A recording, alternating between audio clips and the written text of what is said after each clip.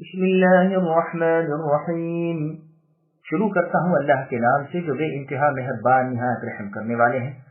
سبح للہ ما فی السماوات والارض وهو العزیز الحکیم، له ملک السماوات والارض یحیی ویمیت وهو على كل شیء قدیر، هو الاول والآخر والظاہر والباطن وهو بكل شیء علیم۔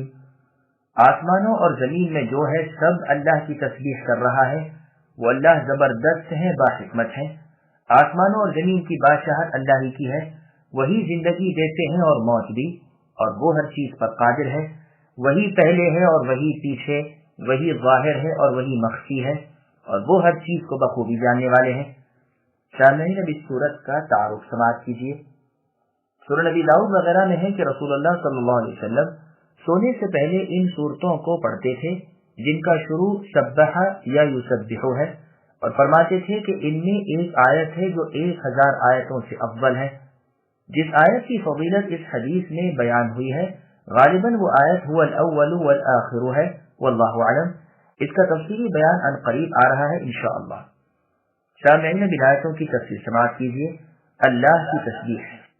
تمام حیوانات، سب نباتات اللہ کی پاکی بیان کرتے ہیں۔ ساتوں آسمان اور زمینیں اور ان کی مخلوق اور ہر چیز اللہ کی تعریف کرنے میں مشغول ہے۔ گو تم اے انسانوں اور جنوں ان کی تسبیح نہ سمجھ سکو، اللہ بردبار ہیں اور بخشنے والے ہیں۔ اللہ کے سامنے ہر کوئی پست و عاجز و لاچار ہے۔ اللہ کی مقرر کردہ شریعت اور اللہ کے احکام حکمت سے پر ہیں۔ حقیقی بادشاہ جس کی ملکیت میں آسمان و زمین ہے وہی اللہ ہے۔ خلق میں متصرف اللہ ہی ہے۔ زندگی موت اللہ ہی کے ہاتھ میں ہے۔ وہی فنا کرتے ہیں، وہی پیدا کرتے ہیں، جسے جو چاہیں عنایت فرماتے ہیں، ہر چیز پر قدرت رکھتے ہیں، جو چاہتے ہیں ہو جاتا ہے، جو نہ چاہیں نہیں ہو سکتا۔ اللہ اول اور آخر ہے۔ اس کے بعد کی آیت هو الاول وہ آیت ہے جس کی بابت اوپر کی حدیث میں گزرا کہ 1000 آیتوں سے افضل ہے۔ ابو زمین رحمہ اللہ ابن عباس رضی اللہ عنہما سے کہتے ہیں کہ میرے دل میں ایک کھٹکا ہے لیکن زبان پر لانے کو جی نہیں چاہتا۔ اس پر ابن عباس رضی اللہ عنہما نے مسکرا کر فرمایا، شاید کچھ شک و شبہ ہوگا جس سے کوئی نہیں بچا، یہاں تک کہ قرآن میں ہے فَإِن كُنْتَ فِي شَكٍّ مِّمَّا أَنزَلْنَا إِلَيْكَ الآیہ، یعنی اگر اے نبی آپ جو کچھ آپ کی طرف نازل کیا گیا ہے اس میں شک میں ہیں تو آپ سے پہلے جو کتاب پڑھتے ہیں ان سے پوچھ لیجئے۔ پھر فرمایا، جب آپ کے دل میں کوئی شک ہو تو اس آیت کو پڑھ لیا کرو، یعنی هو الاول والآخر، آخر تک۔ یہ روایت سنن ابی داؤد میں ہے۔ اس آیت کی تفسیر میں 10 سے اوپر اقوال ہیں۔ بخاری رحمہ اللہ فرماتے ہیں، یحییٰ کا قول ہے کہ ظاہر و باطن سے مراد ازروع علم کے ہر چیز پر ظاہر اور پوشیدہ ہونا ہے۔ یہ یحییٰ زیاد فرا کے لڑکے ہیں۔ ان کی ایک تصنیف ہے جس کا نام معانی القرآن ہے۔ سوتے وقت کی ایک دعا مسند احمد میں ہے، رسول اللہ صلی اللہ علیہ وسلم سونے کے وقت یہ دعا پڑھتے تھے، اللہم رب السماوات السبع ورب العرش العظیم، اے اللہ، اے ساتوں آسمانوں کے اور عرش عظیم کے رب، ربنا ورب کل شیء، اے ہمارے اور ہر چیز کے رب، منزل التوراۃ والانجیل، اے تورات و انجیل کے اتارنے والے، فالق الحب والنوى، اے دانوں اور گھٹلیوں کو اگانے والے، لا الہ الا انت، نہیں ہے کوئی عبادت کے لائق سوائے آپ کے، اعوذ بک من شر کل شیء انت آخذ بناصیتہ، میں آپ کی پناہ میں آتا ہوں ہر اس چیز کی برائی سے کہ اس کی چوٹی آپ کے ہاتھ میں ہے، انت الاول فلیس قبلک شیء، اے اللہ آپ سب سے پہلے سے، آپ سے پہلے کچھ نہ تھا، وانت الآخر فلیس بعدک شیء، اور آپ ہی سب سے آخر میں ہوں گے، آپ کے بعد کچھ نہیں، وانت الظاہر فلیس فوقک شیء، اور آپ ظاہر ہیں کہ آپ سے اونچی کوئی چیز نہیں، وانت الباطن فلیس دونک شیء، اور آپ باطن ہیں کہ آپ سے چھپی ہوئی کوئی چیز نہیں، اقض عنا الدین واغننا من الفقر، ہمارے قرض ادا کرا دیجئے اور ہمیں فقیری سے बेनियां दे दीजिए। अबू सालेह रहमहुल्लाह अपने मुताल्लिकीन को ये दुआ सिखाते और फरमाते, सोते वक्त दाहिनी करवट पर लेटकर ये दुआ पढ़ लिया करो, अल्फाज में कुछ हेर फेर है, मुलाहिजा हो। सही मुस्लिम। अबू याला में है, उम्मुल मुमिनीन आयशा रज़ियल्लाहु अन्हा फरमाती है कि रसूलुल्लाह के हुक्म से आपका बिस्तर किबला रुख बिछाया जाता। रसूलुल्लाह आकर अपने दाहिने हाथ पर तकिया लगाकर आराम फरमाते, फिर आहिस्ता आहिस्ता कुछ पढ़ते रहते, लेकिन आखिर रात में बआवाज़ बुलंद ये दुआ पढ़ते जो अभी बयान हुई, अल्फाज में कुछ हेर फेर है। इस आयत की तफसीर में जामे तिरमिज़ी में है कि रसूलुल्लाह अपने सहाबा रज़ियल्लाहु अन्हुम समेत तशरीफ फरमा थे, जो एक बादल सर पर आ गया। रसूलुल्लाह ने फरमाया, जानते हो ये क्या है? सहाबा ने बअदब जवाब दिया, अल्लाह और उसके रसूल ज्यादा जानने वाले हैं। फरमाया, इसे अलान कहते हैं, ये जमीन को सैराब करने वाले हैं। इन लोगों पर भी ये बरसाए जाते हैं जो न अल्लाह के शुक्रगुजार हैं न अल्लाह के पुकारने वाले। फिर पूछा, मालूम है तुम्हारे ऊपर क्या है? उन्होंने कहा, अल्लाह और उसका रसूल ज्यादा बाखबर है। फरमाया, बुलंद महफूज छत और लिपटी हुई मौज। जानते हो तुमने इसमें किस कदर फासला है? वही जवाब मिला। फरमाया, 500 साल का रास्ता। फिर पूछा, जानते हो इसके ऊपर क्या है?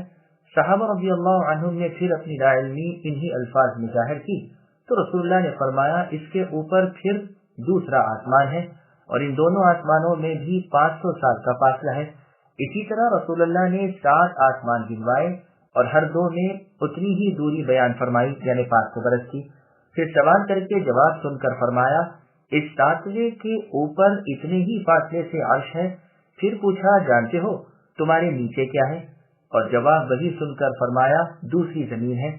फिर सवाल और जवाब के बाद फरमाया, इसके नीचे दूसरी जमीन है और दोनों जमीनों के दरमियान भी 500 साल का फासला है। इसी तरह 7 जमीनें इसी फासले के साथ एक दूसरे के नीचे बतलाई। फिर फरमाया, उसकी कसम जिसके हाथ में मोहम्मद की जान है, अगर तुम कोई रस्सी सबसे नीचे की जमीन की तरफ लटकाओ तो वो भी अल्लाह के पास पहुंचेगी। फिर रसूलुल्लाह ने इसी आयत की तिलावत की। इमाम तिरमिज़ी का कहना है कि इसके रावी हसन बसरी रहमहुल्लाह का अपने उस्ताद अबू हुरैरा रज़ियल्लाहु अन्हु से सुनना साबित नहीं, जैसा कि अय्यूब, यूनुस और अली बिन ज़ैद मुहद्दिसीन का कौल है। बाज़ अहले इल्म ने इस हदीस की शरह में कहा है कि इससे मुराद रस्सी का अल्लाह ताला के इल्म, कुदरत और गलबे तक पहुंचना है, न कि ज़ात बारी तक। अल्लाह ताला का इल्म, अल्लाह की कुदरत और अल्लाह का गलबा और सल्तनत बेशक हर जगह है, लेकिन खुद अल्लाह ताला अपनी जात के एतबार से 7 आसमानों के ऊपर अपने अर्श पर मुस्तवी है, जैसे कि अल्लाह ने अपना ये वस्फ अपनी किताब कुरान मजीद में खुद बयान फरमाया है। मुस्नद अहमद में भी यह हदीस है और इसमें 2 जमीनों के दरमियान का फासला 700 साल का बयान हुआ है। इब्न अबी हातिम और बज़्ज़ार में भी यह हदीस है, लेकिन इब्न अबी हातिम में रस्सी लटकाने का जुमला नहीं और हर 2 जमीन के दरमियान की दूरी इसमें भी 500 साल की बयान हुई है।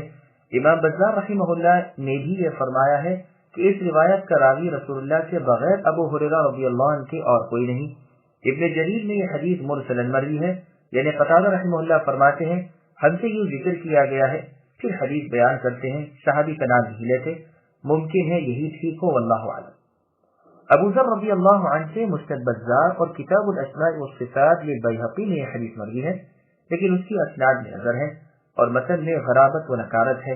वल्लाहु सुब्हानहु व तआला अअलम। इमाम इब्न जरीर आयत व मिनल अर्ज़ि मिस्लहुन की तफसीर में क़तादा रहमहुल्लाह का कौल लाए हैं कि आसमान और जमीन के दरमियान 4 फरिश्तों की मुलाकात हुई। आपस में पूछा कि तुम कहाँ से आ रहे हो? तो एक ने कहा, 7वें आसमान से मुझे अल्लाह अज़्ज़ व जल ने भेजा है और मैंने अल्लाह को वहीं छोड़ा है। दूसरे ने कहा, 7वीं जमीन से मुझे अल्लाह ने भेजा था और अल्लाह वहीं थे। तीसरे ने कहा, मेरे रब ने मुझे मशरिक से भेजा है जहाँ वो थे। चौथे ने कहा, मुझे मगरिब से अल्लाह ताला ने भेजा है और मैं उसे वहीं छोड़कर आ रहा हूँ। लेकिन ये रिवायत भी गरीब है, बल्कि ऐसा मालूम होता है कि क़तादा रहमहुल्लाह वाली ऊपर की रिवायत जो मुरसलन बयान हुई है, मुमकिन है वो भी क़तादा रहमहुल्लाह का अपना कौल हो, जैसे ये कौल खुद क़तादा का अपना है। वल्लाहु आलम। इस कौल के मान लेने से लाजिम नहीं आता कि अल्लाह रब्बुल आलमीन की जात खुद कायनात में हर जगह हर तरफ है, बल्कि इससे मुराद तो अल्लाह का इल्म नहीं है, जैसा कि बहुत से मुहद्दिसीन से किताब और सुन्नत की रोशनी में उनके मुत्तफ़िक़ा फ़हम से अक़ीदा साबित है کہ اللہ تعالیٰ خود اپنی ذات کے اعتبار سے ساتوں آسمانوں کے اوپر اپنے عرش پر مستوی ہے، اور اللہ تعالیٰ اپنے علم اور احاطے کے اعتبار سے ہر جگہ ہے۔ هو الذي خلق السماوات والأرض في 6 أيام ثم استوى على العرش يعلم ما يلج في الأرض وما يخرج منها وما ينزل من السماء وما يعرج فيها وهو معكم أينما كنتم والله بما تعملون بصير له ملك السماوات والأرض وإلى الله ترجع الأمور يولد الليل في النهار ويولد النهار في الليل وهو عليم بذات الصدور۔ اللہ ہی تو ہے جس نے آسمانوں اور زمین کو 6 دن میں پیدا کیا، پھر عرش پر بیٹھے۔ وہ خوب جانتے ہیں اس چیز کو جو زمین میں جائے اور جو اس سے نکلے، اور جو آسمان سے نیچے آئے اور جو کچھ چڑھ کر اس میں جائے۔ جہاں کہیں تم ہو وہ تمہارے ساتھ ہے، اور جو تم کر رہے ہو اللہ دیکھ رہے ہیں۔ آسمانوں کی اور زمین کی بادشاہی اللہ ہی کی ہے، اور تمام کام اللہ ہی کی طرف پہنچائے جاتے ہیں۔ وہی رات کو دن میں لے جاتے ہیں اور وہی دن کو رات میں داخل کر دیتے ہیں۔ سینے کے اندر کی پوشیدگیوں کے وہ پورے عالم ہیں۔ سامعین، اب ان آیتوں کی تفسیر سماعت کیجیے۔ آسمان و زمین کی پیدائش 6 دن میں۔ اللہ تعالیٰ کا زمین و آسمان کو 6 دن میں پیدا کرنا اور عرش پر قرار پکڑنا سورہ اعراف کی تفسیر میں پوری طرح بیان ہو چکا ہے، اس لیے یہاں دوبارہ بیان کرنے کی ضرورت نہیں۔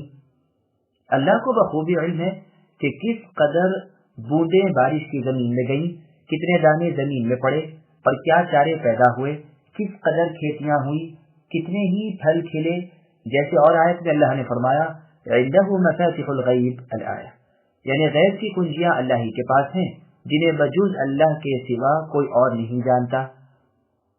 وہ خشکی اور تری کی تمام چیزوں کے عالم ہے۔ کسی پتے کا گرنا بھی اللہ کے علم سے باہر نہیں۔ زمین کی اندھیریوں میں پوشیدہ دانہ اور کوئی تر و خشک چیز ایسی نہیں جو کھلی کتاب میں موجود نہ ہو۔ اسی طرح آسمان سے نازل ہونے والی بارش، اولے اور برف اور تقدیریں اور احکام جو بذریعے برتر فرشتوں کے نازل ہوتے ہیں، سب اللہ کے علم میں ہیں۔ سورہ بقرہ کی تفسیر میں گزر چکا ہے کہ اللہ کے مقرر کردہ فرشتے بارش کے ایک ایک قطرے کو اللہ کی بتلائی ہوئی جگہ میں پہنچا دیتے ہیں۔ آسمان سے اترنے والے فرشتے اور اعمال بھی اللہ کے وسیع علم میں ہیں، جیسا کہ صحیح مسلم میں ہے۔ رسول اللہ صلی اللہ علیہ وسلم نے فرمایا، رات کے اعمال دن سے پہلے اور دن کے اعمال رات سے پہلے اللہ کے حضور میں پیش کیے جاتے ہیں۔ اللہ تعالیٰ تمہارے ساتھ ہے، یعنی تمہارے نگہبان ہیں، تمہارے اعمال و افعال کو دیکھ رہے ہیں، جیسے بھی ہو جو بھی ہو، اور تم بھی خواہ خشکی میں خواہ تری میں ہو، راتیں ہو یا دن ہو، تم گھر میں ہو یا جنگل میں ہو، ہر حالت میں اللہ کے علم کے لیے یکساں ہر وقت اللہ کی نگاہیں اور اللہ کا سننا تمہارے ساتھ ہے۔ تمہارے کلمات اللہ تعالیٰ سنتے رہتے ہیں، تمہارا حال اللہ تعالیٰ دیکھتے رہتے ہیں، تمہارے چھپے کھلے کا اللہ کو علم ہے، جیسے اللہ نے فرمایا کہ اللہ سے جو چھپنا چاہے اس کا وہ فعل فضول ہے، بھلا ظاہر و باطن بلکہ دلوں کے ارادے تک سے اللہ واقفیت رکھتے ہیں، ایسے اللہ سے بھلا تم کیسے چھپ سکتے ہو۔ اور آیت میں ہے، پوشیدہ باتیں ظاہر باتیں راتوں کو دن کو جو بھی ہوں سب اللہ پر روشن ہے، سچ ہے، وہی رب ہے، وہی معبود برحق ہے۔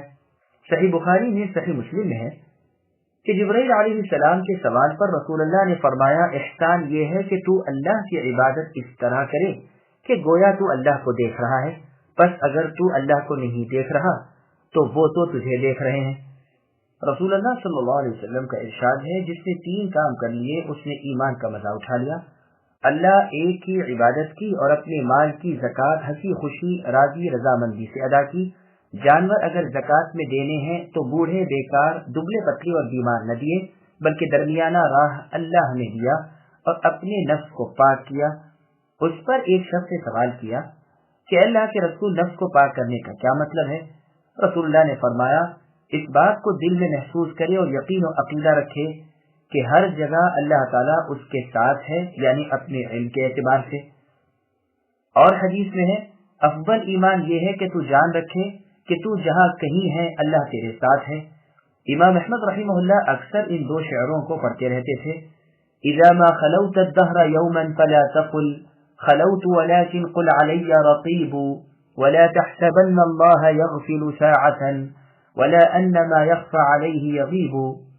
یعنی جب تو بالکل تنہائی اور خلوت میں ہو اس وقت بھی یہ نہ کہہ کہ میں اکیلا ہی ہوں، بلکہ کہتا رہ کہ تجھ پر ایک نگہبان ہے یعنی اللہ تعالیٰ.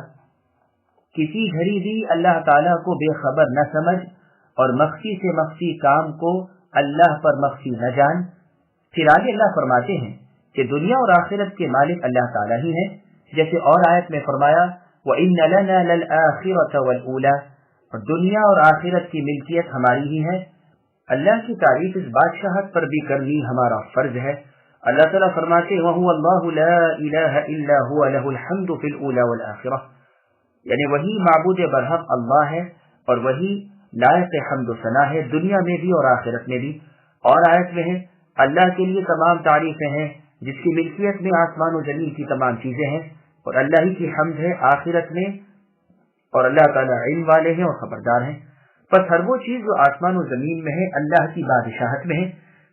ساری آسمان و زمین میں مخلوق اللہ کی غلام اور اللہ کی خدمت گزار اور اللہ کے سامنے پست و عاجز ہے. جیسے اللہ تعالیٰ نے فرمایا ان کل من فی السماوات والارض الا آتی الرحمن عبدا، یعنی آسمان و زمین کی کل مخلوق رحمان کے سامنے غلامی کی حیثیت میں بروز قیامت پیش ہونے والی ہے. ان سب کو اللہ نے گھیر رکھا ہے اور سب کو ایک ایک کر کے گن رکھا ہے. اللہ ہی کی طرف تمام امور لوٹائے جاتے ہیں. اپنی مخلوق میں جو چاہے اللہ تعالیٰ حکم دیتے ہیں. وہ عادل انصاف والے ہیں، ظلم نہیں کرتے بلکہ ایک نیکی کو 10 گنا بڑھا کر دیتے ہیں، اور پھر اپنے پاس سے اجر عظیم عنایت فرماتے ہیں. اللہ تعالیٰ کا ارشاد ہے وَنَضَعُ الْمَوَازِينَ الْآیَةَ، اور قیامت کے روز ہم عدل کی ترازو رکھیں گے اور کسی پر ظلم نہ کیا جائے گا. رائی کے برابر کا عمل بھی ہم سامنے لا رکھیں گے اور ہم حساب کرنے اور لینے میں کافی ہیں.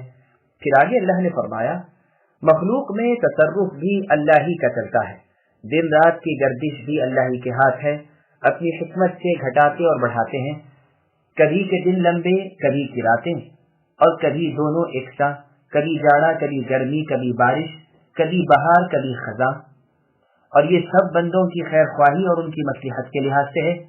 اللہ تعالیٰ دلوں کی چھوٹی سے چھوٹی باتوں اور دور کے پوشیدہ رازوں سے بھی واقف اور پوری طرح خبردار ہے.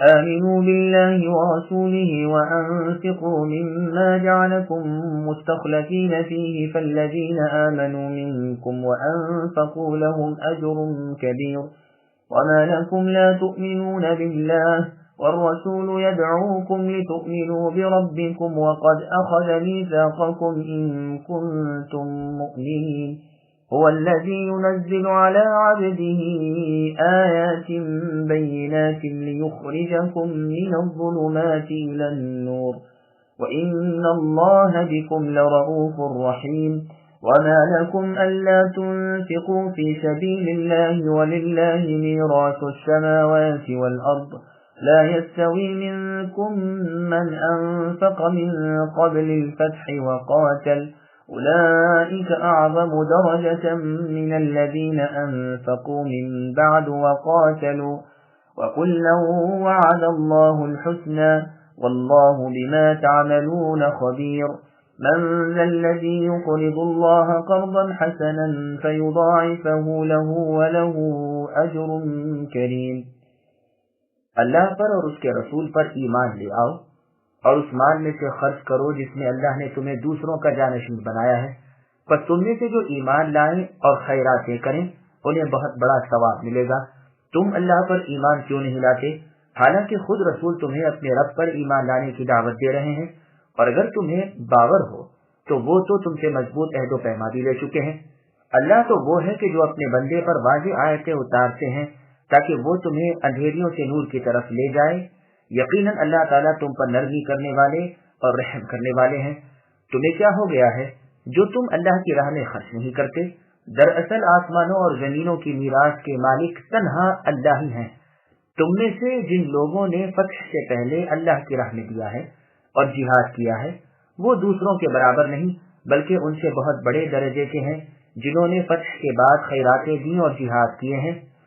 ہاں بھلائی کا وعدہ تو اللہ تعالیٰ کا ان سب سے ہے، جو کچھ تم کر رہے ہو اللہ اس سے خبردار ہے۔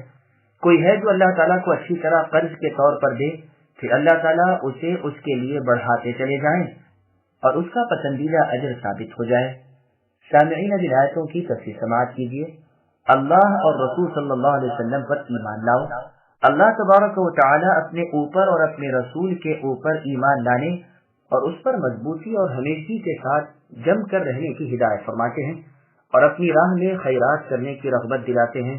جو مال ہاتھوں ہاتھ تمہیں اللہ نے پہنچایا ہو، تم اللہ کی اطاعت گزاری میں اسے خرچ کرو، اور سمجھ لو کہ جس طرح دوسرے ہاتھوں سے تمہیں ملا ہے، اسی طرح عن قریب تمہارے ہاتھوں سے دوسرے ہاتھوں میں چلا جائے گا اور تم پر خطاب اور عقاب رہ جائے گا۔ اور اس میں یہ بھی اشارہ ہے کہ تیرے بعد تیرا وارث ممکن ہے کہ نیک ہو اور وہ تیرے ترکے کو میری راہ میں خرچ کر کے مجھ سے بہت نزدیکی حاصل کرے، اور ممکن ہے وہ بد ہو اور اپنی بدمستی اور سیاہکاری میں تیرا اندوختہ فنا کر دے اور اس کی بدیوں کا باعث تو بنے، نہ تو چھوڑتا نہ وہ اڑاتا۔ رسول اللہ صلی اللہ علیہ وسلم سورہ الہاکم التکاثر پڑھ کر فرمانے لگے، انسان وہ کہتا رہتا ہے یہ بھی میرا مال ہے، یہ بھی میرا مال ہے، حالانکہ دراصل انسان کا مال وہ ہے جو کھا لیا، پہن لیا، صدقہ کر دیا، کھایا ہوا فنا ہو گیا، پہنا ہوا پرانا ہو کر برباد ہو گیا، ہاں اللہ کی راہ میں دیا ہوا بطور خزانہ کے جمع رہا۔ یہ روایت مسلم نیز مسند احمد کی ہے۔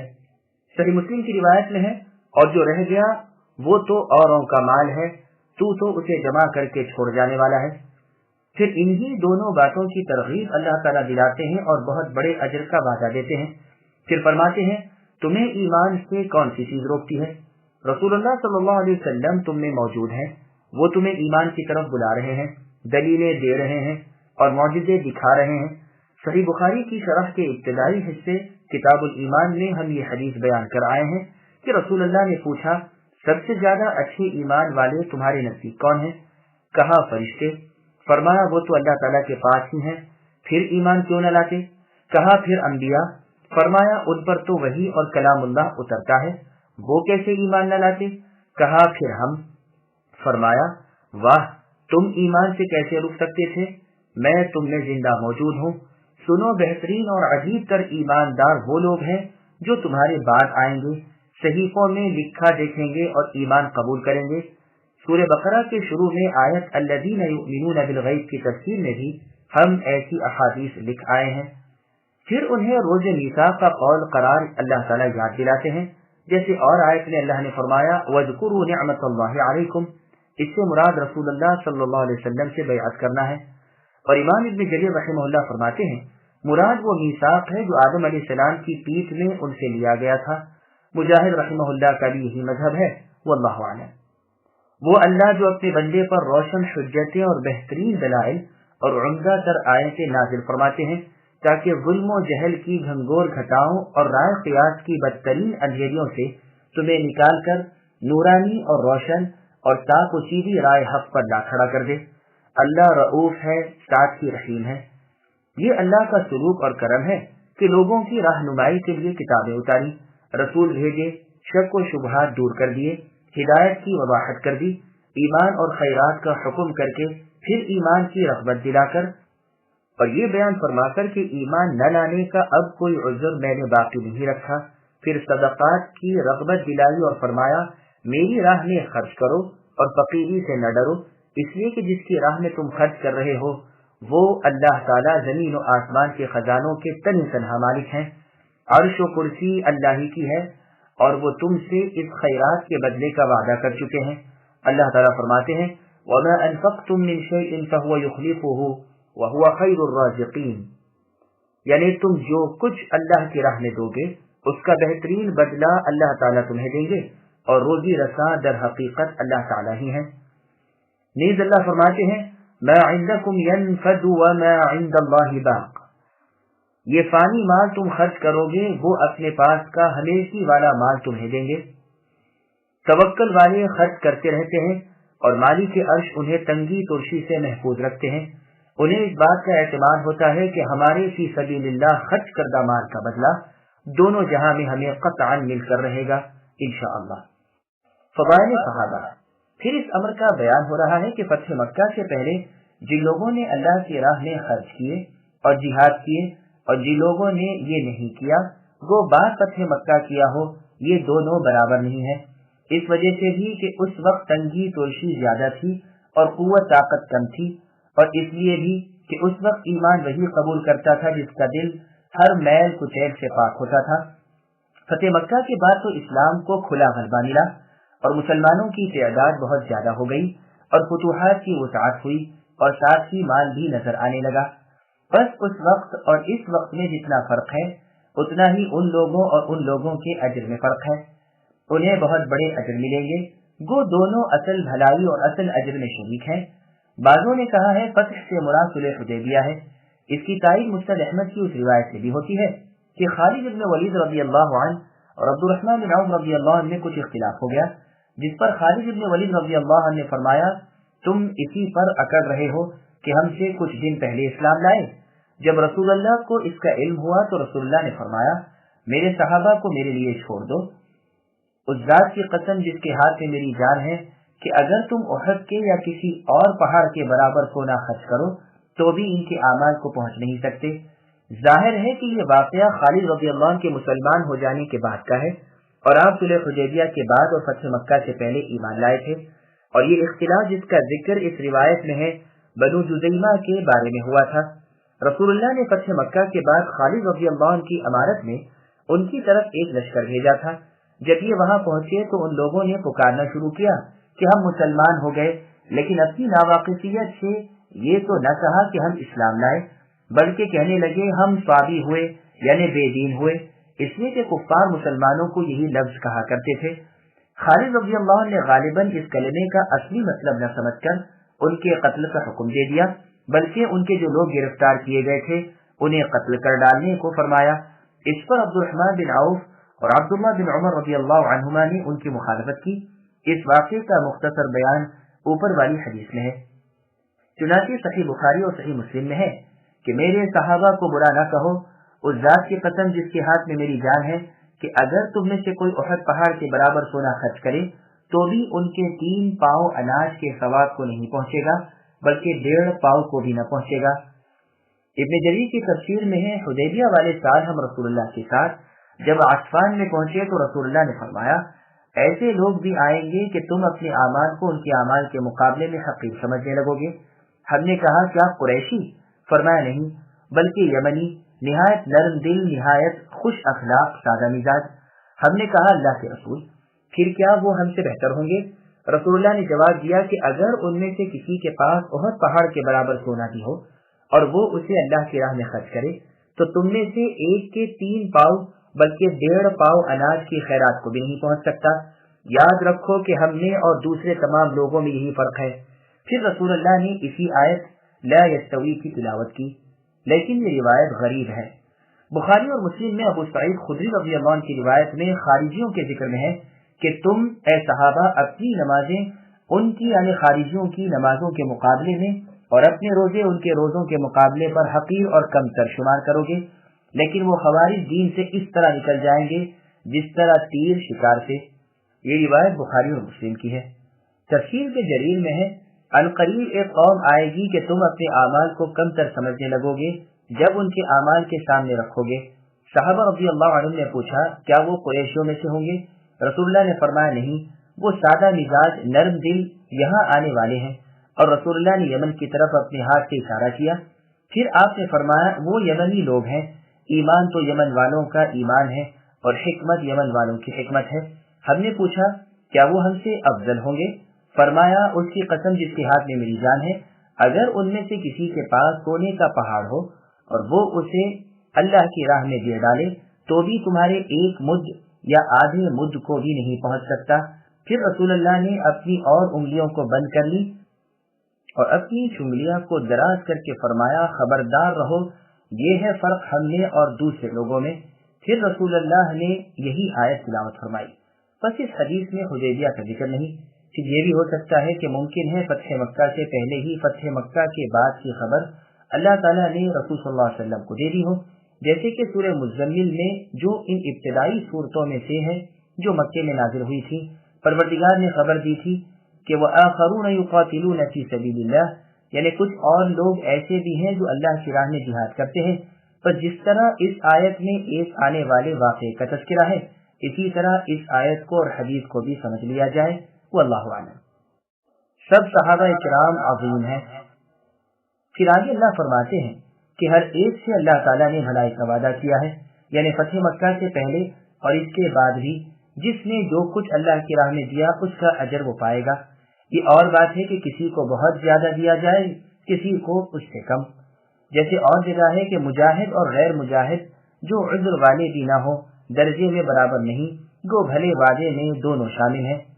صحیح مسلم اور مسند احمد میں ہے، رسول اللہ صلی اللہ علیہ وسلم فرماتے ہیں قوی مؤمن اللہ کے نزدیک ضعیف مؤمن سے افضل ہے، لیکن بھلائی دونوں میں ہے، یعنی قوی میں بھی بھلائی ہے اور ضعیف میں بھی، اس لیے کہ دونوں میں ایمان ہے۔ اگر یہ فقرہ اس آیت میں نہ ہوتا تو ممکن تھا کہ کسی کو ان بعد والوں کی سبکی کا خیال گزرتا، اس لیے فضیلت بیان فرما کر پھر عطف ڈال کر اصل اجر میں دونوں کو شریک بتایا۔ پھر فرمایا تمہارے تمام اعمال کی تمہارے رب کو خبر ہے۔ اللہ تعالیٰ درجات میں جو تفاوت رکھتے ہیں وہ بھی انداز سے نہیں بلکہ صحیح علم سے۔ اللہ صدقات کو بڑھاتے ہیں۔ یہ بھی یاد رہے کہ اس آیت کے بڑے حصے دار ابو بکر صدیق رضی اللہ عنہ ہیں، اس لیے کہ اس پر عمل کرنے والے تمام نبیوں کی امت کے سردار آپ ہیں۔ آپ نے ابتدائی تنگی کے وقت اپنا کل مال اللہ کی راہ میں دے دیا تھا، جس کا بدلہ بجز اللہ کے کسی اور سے مطلوب نہ تھا۔ عمر رضی اللہ عنہ فرماتے ہیں میں رسول اللہ صلی اللہ علیہ وسلم کی خدمت میں تھا اور صدیق اکبر رضی اللہ عنہ بھی تھے، صرف ایک عبا آپ کے جسم پر تھی، گریبان کانٹے سے اٹکائے ہوئے تھے، جو جبریل علیہ السلام نازل ہوئے اور پوچھا کیا بات ہے جو ابو بکر نے فقط ایک عبا پہن رکھی ہے اور کانٹا لگا رکھا ہے؟ رسول اللہ نے فرمایا انہوں نے اپنا کل مال میرے کاموں میں فتح سے پہلے ہی اللہ کی راہ میں خرچ کر ڈالا ہے، اب ان کے پاس کچھ نہیں۔ جبریل علیہ السلام نے فرمایا ان سے کہیے کہ اللہ انہیں سلام کہتے ہیں اور فرماتے ہیں کہ کیا اس فقیری میں تم مجھ سے خوش ہو یا ناخوش ہو؟ رسول اللہ نے صدیق رضی اللہ عنہ کو یہ سب کہہ کر سوال کیا، جواب ملا کہ میں اپنے رب عز و جل سے ناراض کیسے ہو سکتا ہوں، میں اس حال میں بہت خوش ہوں۔ یہ حدیث سندوں ضعیف ہے، واللہ اعلم۔ اور ہمیں وہ تمام صحیح احادیث اس ضعیف حدیث کے بیان کرنے سے بے نیاز کر دیتی ہیں جس میں ابو بکر رضی اللہ عنہ کی خصوصی فضیلتیں وارد ہوئی ہیں اور آپ کے سوا تمام دوسرے صحابہ کی فضیلتیں وارد ہوئی ہیں۔ پھر آگے اللہ فرماتے ہیں کون ہے جو اللہ کو اچھا قرض دے؟ اس سے مراد اللہ تعالیٰ کی خوشنودی کے لیے خرچ کرنا ہے۔ بعضوں نے کہا ہے بال بچوں کو کھلانا پلانا وغیرہ خرچ مراد ہے۔ ہو سکتا ہے کہ آیت اپنے عموم کے لحاظ سے دونوں صورتوں کو شامل ہو۔ پھر اس پر وعدہ فرماتے ہیں کہ اسے بہت بڑھا چڑھا کر بدلہ ملے گا اور پاکیزہ تر روزی جنت میں ملے گی۔ يوم ترى المؤمنين والمؤمنات يسعى نورهم بين أيديهم وبأيمانهم بشراكم اليوم جنات تجري من تحتها الأنهار خالدين فيها ذلك هو الفوز العظيم يوم يقول المنافقون والمنافقات للذين آمنوا انظرونا نقتبس من نوركم قيل ارجعوا وراءكم فالتمسوا نورا وضرب بينهم بسور له باب باطنه فيه الرحمة وظاهره من قبله العذاب ينادونهم ألم نكن معكم قالوا بلى ولكنكم فتنتم أنفسكم وتربصتم وارتبتم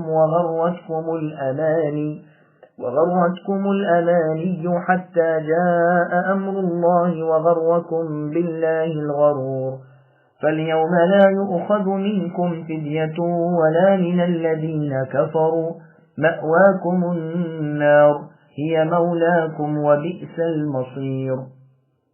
اور قیامت کے دن اے نبی آپ دیکھیں گے کہ ایماندار مردوں اور عورتوں کا نور ان کے آگے آگے اور ان کے دائیں دوڑ رہا ہوگا۔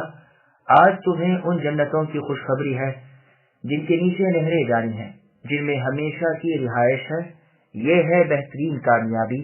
اس دن منافق مرد عورت ایمانداروں سے کہیں گے کہ ہمارا انتظار تو کرو کہ ہم بھی تمہارے نور سے کچھ روشنی حاصل کر لیں۔ جواب دیا جائے گا کہ تم اپنے پیچھے دنیا میں لوٹ جاؤ اور روشنی تلاش کرو، پھر ان کے اور ان کے درمیان ایک دیوار حائل کر دی جائے گی جس میں دروازہ بھی ہوگا، اس کے اندرونی حصے میں تو رحمت ہوگی اور باہر کی طرف عذاب ہوگا۔ یہ چلا چلا کر ان سے کہیں گے کہ کیا ہم تمہارے ساتھ دنیا میں نہ تھے؟ یہ کہیں گے کہ ہاں تھے تو صحیح، لیکن تم نے اپنے آپ کو گمراہی میں پھنسا رکھا تھا اور انتظار میں ہی رہے اور شک شبہ کرتے رہے، اور تمہیں تمہاری فضول تمناؤں نے دھوکے میں ہی رکھا، یہاں تک کہ اللہ کا حکم آ پہنچا اور تمہیں دھوکہ دینے والے نے دھوکے میں ہی رکھا۔ الغرض آج تم سے نہ فدیہ اور نہ بدلہ قبول کیا جائے اور نہ کافروں سے، تم سب کا ٹھکانہ دوزخ ہے، وہی تمہاری رفیق ہے اور وہ برا ٹھکانہ ہے۔ سامعین، اب آیتوں کی تفصیل سماعت کیجیے۔ روز قیامت مؤمن مرد اور عورتوں کی حالت۔ یہاں ان آیتوں میں بیان ہو رہا ہے کہ مسلمانوں کے نیک اعمال کے مطابق انہیں نور ملے گا جو قیامت کے دن ان کے ساتھ ساتھ رہے گا۔ عبداللہ بن مسعود رضی اللہ عنہ فرماتے ہیں، ان میں بعض کا نور پہاڑوں کے برابر ہوگا اور بعض کا کھجور کے درختوں کے برابر اور بعض کا کھڑے انسان کے قد کے برابر۔ سب سے کم نور جس گنہگار مؤمن کا ہوگا اس کے پیر کے انگوٹھے پر نور ہوگا جو کبھی روشن ہوتا ہوگا اور کبھی بجھ جاتا ہوگا۔ یہ روایت تفسیر ابن جریر طبری کی ہے۔ جنادہ ابن ابو امیہ رضی اللہ عنہ فرماتے ہیں، لوگوں تمہارے نام مع ولدیت کے اور خاص نشانیوں کے اللہ کے ہاں لکھے ہوئے ہیں، اسی طرح تمہارا ظاہر باطن عمل بھی وہاں لکھا ہوا ہے۔ قیامت کے دن نام لے کر پکار کر کہہ دیا جائے گا کہ اے فلاں یہ تیرا نور ہے اور اے فلاں تیرے لیے کوئی نور ہمارے ہاں نہیں۔ پھر آپ نے اسی آیت کی تلاوت فرمائی۔ روز قیامت مؤمنوں کے لیے نور۔ ضحاک رحمہ اللہ فرماتے ہیں، اول تو ہر شخص کو نور عطا ہوگا، لیکن جب پل صراط پر جائیں گے منافقوں کا نور بجھ جائے گا۔ اسے دیکھ کر مؤمن بھی ڈرنے لگیں گے کہ ایسا نہ ہو ہمارا نور بھی بجھ جائے، تو اللہ سے دعائیں کریں گے کہ اے اللہ تعالی ہمارا نور ہمارے لیے پورا کیجیے۔ حسن بصری رحمہ اللہ فرماتے ہیں، اس آیت سے مراد پل صراط پر نور کا ملنا ہے تاکہ اس اندھیری جگہ سے بآرام گزر جائیں۔ ضحاک رحمہ اللہ فرماتے ہیں، ان کے دائیں ہاتھ میں ان کا نام اعمال ہوگا جیسے اور آیتوں میں تشریح ہے۔ اس سے کہا جائے گا کہ آج تمہیں ان جنتوں کی بشارت ہے جن کے چپے چپے پر چشمے جاری ہیں جہاں سے کبھی نکلنا نہیں، یہ زبردست کامیابی ہے۔ اس کے بعد کی آیت میں میدان قیامت کے ہولناک دل شکن اور کپکپا دینے والے واقعے کا بیان ہے کہ سوائے سچے ایمان اور کھرے اعمال والوں کے نجات کسی کو منہ نہ دکھائے گی۔ سلیم ابن عامر فرماتے ہیں، ہم ایک جنازے کے ساتھ باب دمشق میں تھے۔ جب جنازے کی نماز ہو چکی اور دفن کا کام شروع ہوا تو ابو امامہ باہلی رضی اللہ عنہ نے فرمایا، لوگوں تم اس دنیا کی منزل میں آج صبح شام کر رہے ہو، نیکیاں برائیاں کر سکتے ہو، اس کے بعد ایک اور منزل کی طرف تم سب کوچ کرنے والے ہو۔ وہ منزل یہی قبر کی ہے جو تنہائی کا، اندھیرے کا، کیڑوں کا اور تنگی و تاریکی والا گھر ہے، مگر جس کے لیے اللہ تعالیٰ اسے وسعت دے دیں۔ یہاں سے تم پھر میدان قیامت کے مختلف مقامات پر وارد ہوگے۔ ایک جگہ بہت سے لوگوں کے چہرے سفید ہو جائیں گے اور بہت سے لوگوں کے سیاہ پڑ جائیں گے۔ پھر ایک میدان میں جاؤ گے جہاں سخت اندھیرا ہوگا، وہاں ایمانداروں کو نور تقسیم کیا جائے گا اور کافر و منافق بے نور رہ جائیں گے۔ اسی کا ذکر آیت او کا ظلمات میں ہے۔ بس جس طرح آنکھوں والوں کی بصارت سے اندھا کوئی نفع حاصل نہیں کر سکتا، منافق و کافر ایماندار کے نور سے کچھ فائدہ نہ اٹھا سکے گا۔ تو منافق ایمانداروں سے آرزو کریں گے کہ اس قدر آگے نہ بڑھ جاؤ، کچھ تو ٹھہرو جو ہم بھی تمہارے نور کے سہارے چلیں۔ تم جس طرح دنیا میں مسلمانوں کے ساتھ فن فریب کرتے تھے، آج ان سے کہا جائے گا کہ لوٹ جاؤ اور نور تلاش کر لاؤ۔ یہ واپس نور کی تقسیم کی جگہ جائیں گے لیکن وہاں کچھ نہ پائیں گے۔ یہی اللہ کا وہ مکر ہے جس کا بیان وَهُوَ خَادِعُهُمْ آیت میں ہے۔ اب لوٹ کر یہاں جو آئیں گے تو دیکھیں گے کہ مؤمنوں اور ان کے درمیان ایک دیوار حائل ہو گئی ہے جس کے اس طرف رحمت ہی رحمت ہے اور اس طرف عذاب و سزا ہی سزا ہے۔ بس منافق نور کی تقسیم کے وقت تک دھوکے میں ہی پڑا رہے گا، نور مل جانے پر بھید کھل جائے گا، تمیز ہو جائے گی اور یہ منافق اللہ کی رحمت سے مایوس ہو جائیں گے۔ ابن عباس رضی اللہ عنہما فرماتے ہیں کہ جب کامل اندھیرا چھایا ہوا ہوگا کہ کوئی انسان اپنا ہاتھ بھی نہ دیکھ سکے، اس وقت اللہ تعالیٰ ایک نور ظاہر کریں گے، مسلمان اس طرف جانے لگیں گے تو منافق بھی پیچھے لگ جائیں گے۔ جب مؤمن زیادہ آگے نکل جائیں گے تو یہ منافق ان مؤمنوں کو ٹھہرانے کے لیے آوازیں دیں گے اور یاد دلائیں گے کہ دنیا میں ہم سب ساتھ ہی تھے، تو مؤمن جواب دیں گے کہ واپس اندھیرے میں لوٹ جاؤ اور وہاں نور تلاش کرو۔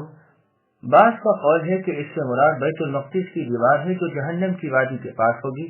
ابن عمر رضی اللہ عنہما سے مروی ہے کہ یہ دیوار بیت المقدس کی شرقی دیوار ہے، جس کے باطن میں مسجد وغیرہ ہے اور جس کے ظاہر میں وادی جہنم ہے، اور بعض بزرگوں نے بھی یہی کہا ہے۔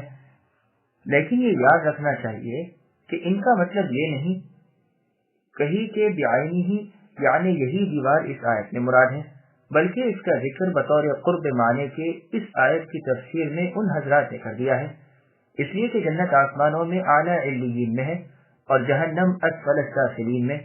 اور کعب الاحبار رحمہ اللہ کی جو مرضی ہے کہ جس دروازے کا ذکر اس آیت میں ہے اس سے مراد مسجد کا باب الرحمہ ہے، یہ بنو اسرائیل کی روایت ہے جو ہمارے لیے سند نہیں بن سکتی۔ حقیقت یہ ہے کہ یہ دیوار قیامت کے دن مؤمنوں اور منافقوں کے درمیان علیحدگی کے لیے کھڑی کی جائے گی۔ مؤمن تو اس دروازے میں سے جا کر جنت سے پہنچ جائیں گے، پھر دروازہ بند ہو جائے گا اور منافق حیرت زدہ ظلمت و عذاب میں رہ جائیں گے، جیسے کہ دنیا میں بھی یہ لوگ کفر و جہالت، شک و حیرت کے اندھیرے میں تھے۔ اب یہ یاد دلائیں گے کہ دیکھو دنیا میں ہم تمہارے ساتھ تھے، جمعہ جماعت ادا کرتے تھے، عرفات اور غزوات میں موجود رہتے تھے، واجبات ادا کرتے تھے۔ ایماندار جواب میں کہیں گے ہاں بات تو ٹھیک ہے، لیکن اپنے کرتوت تو دیکھو، گناہوں میں، نفسانی خواہشوں میں، اللہ کی نافرمانیوں میں عمر بھر تم لذتیں اٹھاتے رہے، آج توبہ کر لیں گے، کل بدعمالیاں چھوڑ دیں گے، اسی میں رہے، انتظار میں ہی عمر گزار دی کہ دیکھیں مسلمانوں کا نتیجہ کیا ہوتا ہے، اور تمہیں یہ بھی یقین نہ ہوا کہ قیامت آئے گی بھی یا نہیں، اور پھر اس آرزو میں رہے کہ اگر آئے گی بھی تو ہم ضرور بخش دیے جائیں گے، اور مرتے دم تک اللہ کی طرف خلوص کے ساتھ جھکنے کی توفیق تمہیں میسر نہ آئی، اور اللہ کے ساتھ تمہیں دھوکے باز شیطان نے دھوکے نہیں رکھا، یہاں تک کہ آج تم جہنم واصل ہو گئے۔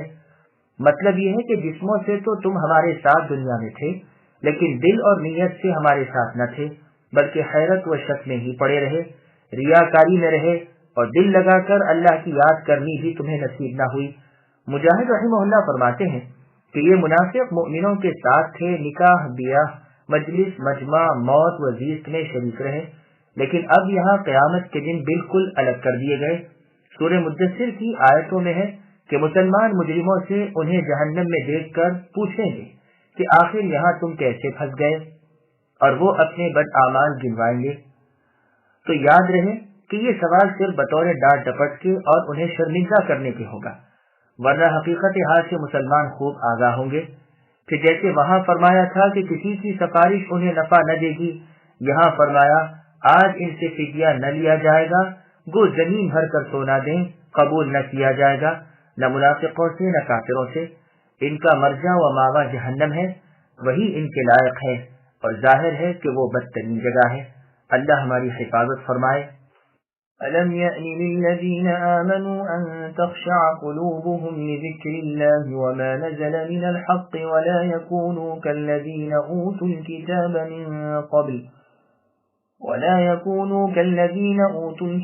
مِنْ قَبْلُ فَطَالَ عَلَيْهِمُ الْأَمَدُ فَقَسَتْ قُلُوبُهُمْ وَكَثِيرٌ مِّنْهُمْ فَاسِقُونَ اعْلَمُوا أَنَّ اللَّهَ يُحْيِي الْأَرْضَ بَعْدَ مَوْتِهَا قد بينا لكم الآيات لعلكم تعقلون۔ کیا اب تک ایمان والوں کے لیے وقت نہیں آیا کہ ان کے دل اللہ کے ذکر سے اور جو حق اتر چکا ہے اس سے پگھل جائیں اور ان کی طرح نہ ہو جائیں جنہیں ان سے پہلے کتاب دی گئی تھی، پھر جب ان اہل کتاب پر ایک زمانہ دراز گزر گیا تو ان کے دل سخت ہو گئے اور ان میں کے اکثر فاسق ہیں۔ یقین مانو کہ اللہ ہی زمین کو اس کی موت کے بعد زندہ کر دیتے ہیں، ہم نے تو تمہارے لیے اپنی آیتیں بیان کر دیں تاکہ تم سمجھو۔ سامعین ولایتوں کی تفسیر سماعت کیجیے۔ اللہ تعالیٰ کا ڈر۔ پروردگار عالم فرماتے ہیں کیا مؤمنوں کے لیے اب تک وہ وقت نہیں آیا کہ ذکر الہی، واضح و نصیحت، آیات قرآنی اور احادیث نبوی صلی اللہ علیہ وسلم سن کر ان کے دل موم ہو جائیں، سنیں اور مانیں، احکام بجا لائیں، ممنوعات سے پرہیز کریں۔ ابن عباس رضی اللہ عنہما فرماتے ہیں قرآن نازل ہوتے ہی 13 سال کا عرصہ نہ گزرا تھا جو مسلمانوں کے دلوں کو اس طرح نہ جھکنے کی دیر کی شکایت کی گئی۔ ابن مسعود رضی اللہ عنہ فرماتے ہیں 4 ہی سال گزرے تھے جو ہمیں یہ عقاب ہوا۔ یہ روایت صحیح مسلم میں ہے۔ اصحاب رسول پرملال ہو کر رسول اللہ سے کہتے ہیں، اللہ کے رسول کچھ بات تو بیان فرمائیے۔ پس یہ آیت اترتی ہے، نحن نقص علیک احسن القصص۔ پھر ایک مرتبہ کچھ دنوں بعد یہی عرض کرتے ہیں تو آیت اترتی ہے، اللہ نزل احسن الحدیث۔ پھر ایک عرصے بعد یہی کہتے ہیں تو یہ آیت الم یعنی اترتی ہے۔ رسول اللہ فرماتے ہیں، سب سے پہلی خیر جو میری امت سے اڑ جائے گی وہ خشوع ہوگا۔ یہ روایت ابن جریر طبری کی ہے۔ پھر آگے اللہ نے فرمایا، تم یہود و نصارہ کی طرح نہ ہو جانا جنہوں نے اللہ کی کتاب کو بدل دیا، تھوڑے تھوڑے مول پر اسے فروخت کر دیا، پس کتاب اللہ کو پسے پشت ڈال کر رائے قیاس کے پیچھے پڑ گئے اور خود ایجاد کردہ اقوال کو ماننے لگے اور اللہ کے دین میں دوسروں کی تقلید کرنے لگے، اپنے علماء اور درویشوں کی بے سند باتیں دین میں داخل کر لیں۔ ان پر بدعمالیوں کی سزا میں اللہ نے ان کے دل سخت کر دیے۔ کچھ ہی اللہ کی باتیں کیوں نہ سناؤں، ان کے دل نرم نہیں ہوتے، کوئی وعظ و نصیحت ان پر اثر نہیں کرتا، کوئی وعدہ وعید ان کے دل اللہ کی طرف رجوع نہیں کر سکتا، بلکہ ان میں کے اکثر و بیشتر فاسق اور کھلے بدکار بن گئے، دل کے کھوٹے اور اعمال کے بھی کچے۔ جیسے اور آیت میں ہے، اللہ نے فرمایا فَبِمَا نَقْضِهِمْ مِيثَاقَهُمْ لَعَنَّاهُمْ الآیہ۔ ان یہود و نصارہ کی بدعہدی کی وجہ سے ہم نے ان پر لعنت نازل کی اور ان کے دل سخت کر دیے۔ یہ کلمات کو اپنی جگہ سے تحریف کر دیتے ہیں اور ہماری نصیحتیں بھلا بیٹھے ہیں، یعنی ان کے دل فاسد ہو گئے، اللہ کی باتیں بدلنے لگ گئے، نیکیاں چھوڑ دیں، برائیوں میں منہمک ہو گئے۔ اسی لیے رب العالمین اس امت کو متنبہ کر رہے ہیں کہ خبردار ان یہود و نصارہ کی رنگت تم پر نہ چڑھ جائے، اصل و فرع میں ان سے بالکل الگ رہو، قرآن پر عمل کرو۔ ابن ابی حاتم میں ہے، ربیع ابن ابو عمیلہ فرماتے ہیں، قرآن حدیث کی مٹھاس تو مسلم ہی ہے، لیکن میں نے عبداللہ بن مسعود رضی اللہ عنہ سے ایک بہت ہی پیاری اور میٹھی بات سنی ہے جو مجھے بے حد محبوب اور مرغوب ہے۔ آپ نے فرمایا، جب بنی اسرائیل کی الہامی کتاب پر کچھ زمانہ گزر گیا تو ان لوگوں نے کچھ کتابیں خود تصنیف کر لی اور ان میں وہ مسائل لکھے جو انہیں پسند تھے اور جو اپنے ذہن سے انہوں نے تراش لیے تھے۔ اب مزے لے لے کر زبانیں موڑ موڑ کر انہیں پڑھنے لگے۔ ان میں سے اکثر مسائل اللہ کی کتاب کے خلاف تھے، جن جن احکام کو ماننے کو ان کا جی نہ چاہتا تھا انہوں نے بدل ڈالے تھے اور اپنی کتاب میں اپنی طبیعت کے مطابق مسائل جمع کر لیے تھے اور انہی پر عامل بن گئے۔ اب انہیں سوجھی کہ اور لوگوں کو بھی منوائیں اور انہیں بھی آمدہ کریں کہ انہی ہماری لکھی ہوئی کتابوں کو شرعی کتابیں سمجھیں اور مدار عمل انہی پر رکھیں۔ اب لوگوں کو اسی کی دعوت دینے لگے اور زور پکڑتے گئے، یہاں تک کہ جو ان کی کتابوں کو نہ مانتا اسے یہ ستاتے، تکلیف دیتے، مارتے پیٹتے، بلکہ قتل کر ڈالتے۔ ان میں ایک شخص اللہ والے پورے عالم اور متقی تھے، انہوں نے ان کی طاقت سے اور زیادتی سے مرعوب ہو کر کتاب اللہ کو ایک لطیف چیز پر لکھ کر ایک نرسنگے میں ڈال کر اپنی گردن میں اسے ڈال دیا۔ ان لوگوں کا شر و فساد روز بروز بڑھتا جا رہا تھا، یہاں تک کہ بہت سے ان لوگوں کو جو کتاب اللہ پر عامل تھے انہوں نے قتل کر دیا۔ پھر آپس میں مشورہ کیا کہ دیکھو یوں ایک ایک کو کب تک قتل کرتے رہیں گے، ان کا بڑا عالم اور ہماری اس کتاب کو بالکل نہ ماننے والا۔ تمام بنی اسرائیل میں سب سے بڑھ کر کتاب اللہ کا عامل فلا عالم ہے، اسے پکڑو اور اس سے اپنی یہ رائے قیاس کی کتاب منواؤ، اگر وہ مان لے گا تو پھر ہماری چاندی ہی چاندی ہے، اور اگر وہ نہ مانے تو اسے قتل کر دو، پھر تمہاری اس کتاب کا مخالف کوئی نہ رہے گا، اور دوسرے لوگ خواہ مخواہ ہماری ان کتابوں کو قبول کر لیں گے اور انہیں ماننے لگیں گے۔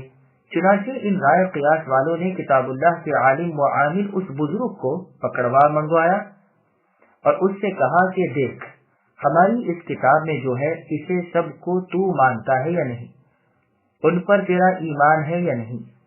اس کتاب اللہ کے ماننے والے عالم نے کہا کہ اس میں تم نے کیا لکھا ہے، ذرا مجھے سناؤ تو۔ انہوں نے سنایا اور کہا اس کو تو مانتا ہے؟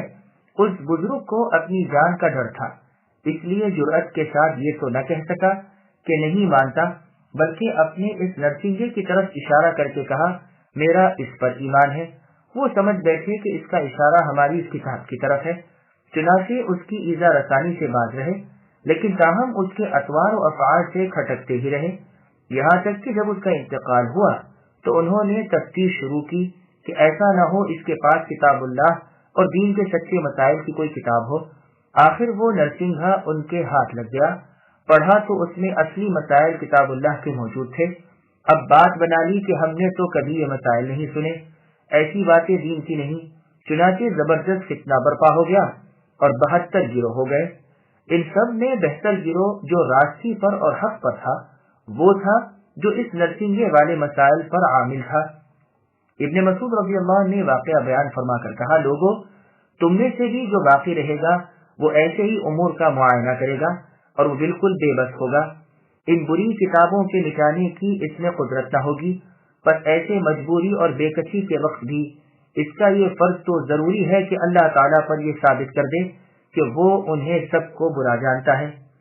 امام ابو جعفر طبری رحمہ اللہ نے بھی یہ روایت نقل کی ہے کہ عطریس ابن عرقوب عبداللہ ابن مسعود رضی اللہ عنہ کے پاس آئے اور کہنے لگے، اے ابو عبداللہ، جو شخص بھلائی کا حکم نہ کرے اور برائی سے نہ روکے وہ ہلاک ہوا۔ آپ رضی اللہ عنہ نے فرمایا، ہلاک وہ ہوگا جو اپنے دل سے اچھائی کو اچھائی نہ سمجھے اور برائی کو برائی نہ جانے۔ پھر آپ نے بنی اسرائیل کا یہی واقعہ بیان فرمایا۔ پھر آگے اللہ تعالیٰ ارشاد فرماتے ہیں کہ جان رکھو مردہ زمین کو اللہ زندہ کر دیتے ہیں۔ اس میں اشارہ ہے اس امر کی طرف کہ سب دلوں کی سختی کے بعد بھی اللہ انہیں نرم کرنے پر قادر ہے، گمراہیوں کی تہ میں اتر جانے کے بعد بھی اللہ راہ راست پر لاتے ہیں۔ جس طرح بارش خشک زمین کو تر کر دیتی ہے، اسی طرح کتاب اللہ مردہ دلوں کو زندہ کر دیتی ہے۔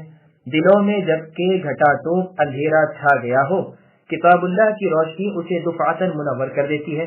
اللہ کی وحی دل کے قفل کی کنجی ہے، سچے ہدایت دینے والے اللہ ہی ہیں، گمراہی کے بعد راہ پر لانے والے اللہ ہی ہیں، جو چاہے کرنے والے ہیں، حکمت و عدل والے ہیں، لطف و خیر والے ہیں، کبر و جلال والے ہیں، بلندی و علو والے اللہ تعالی ہی ہیں۔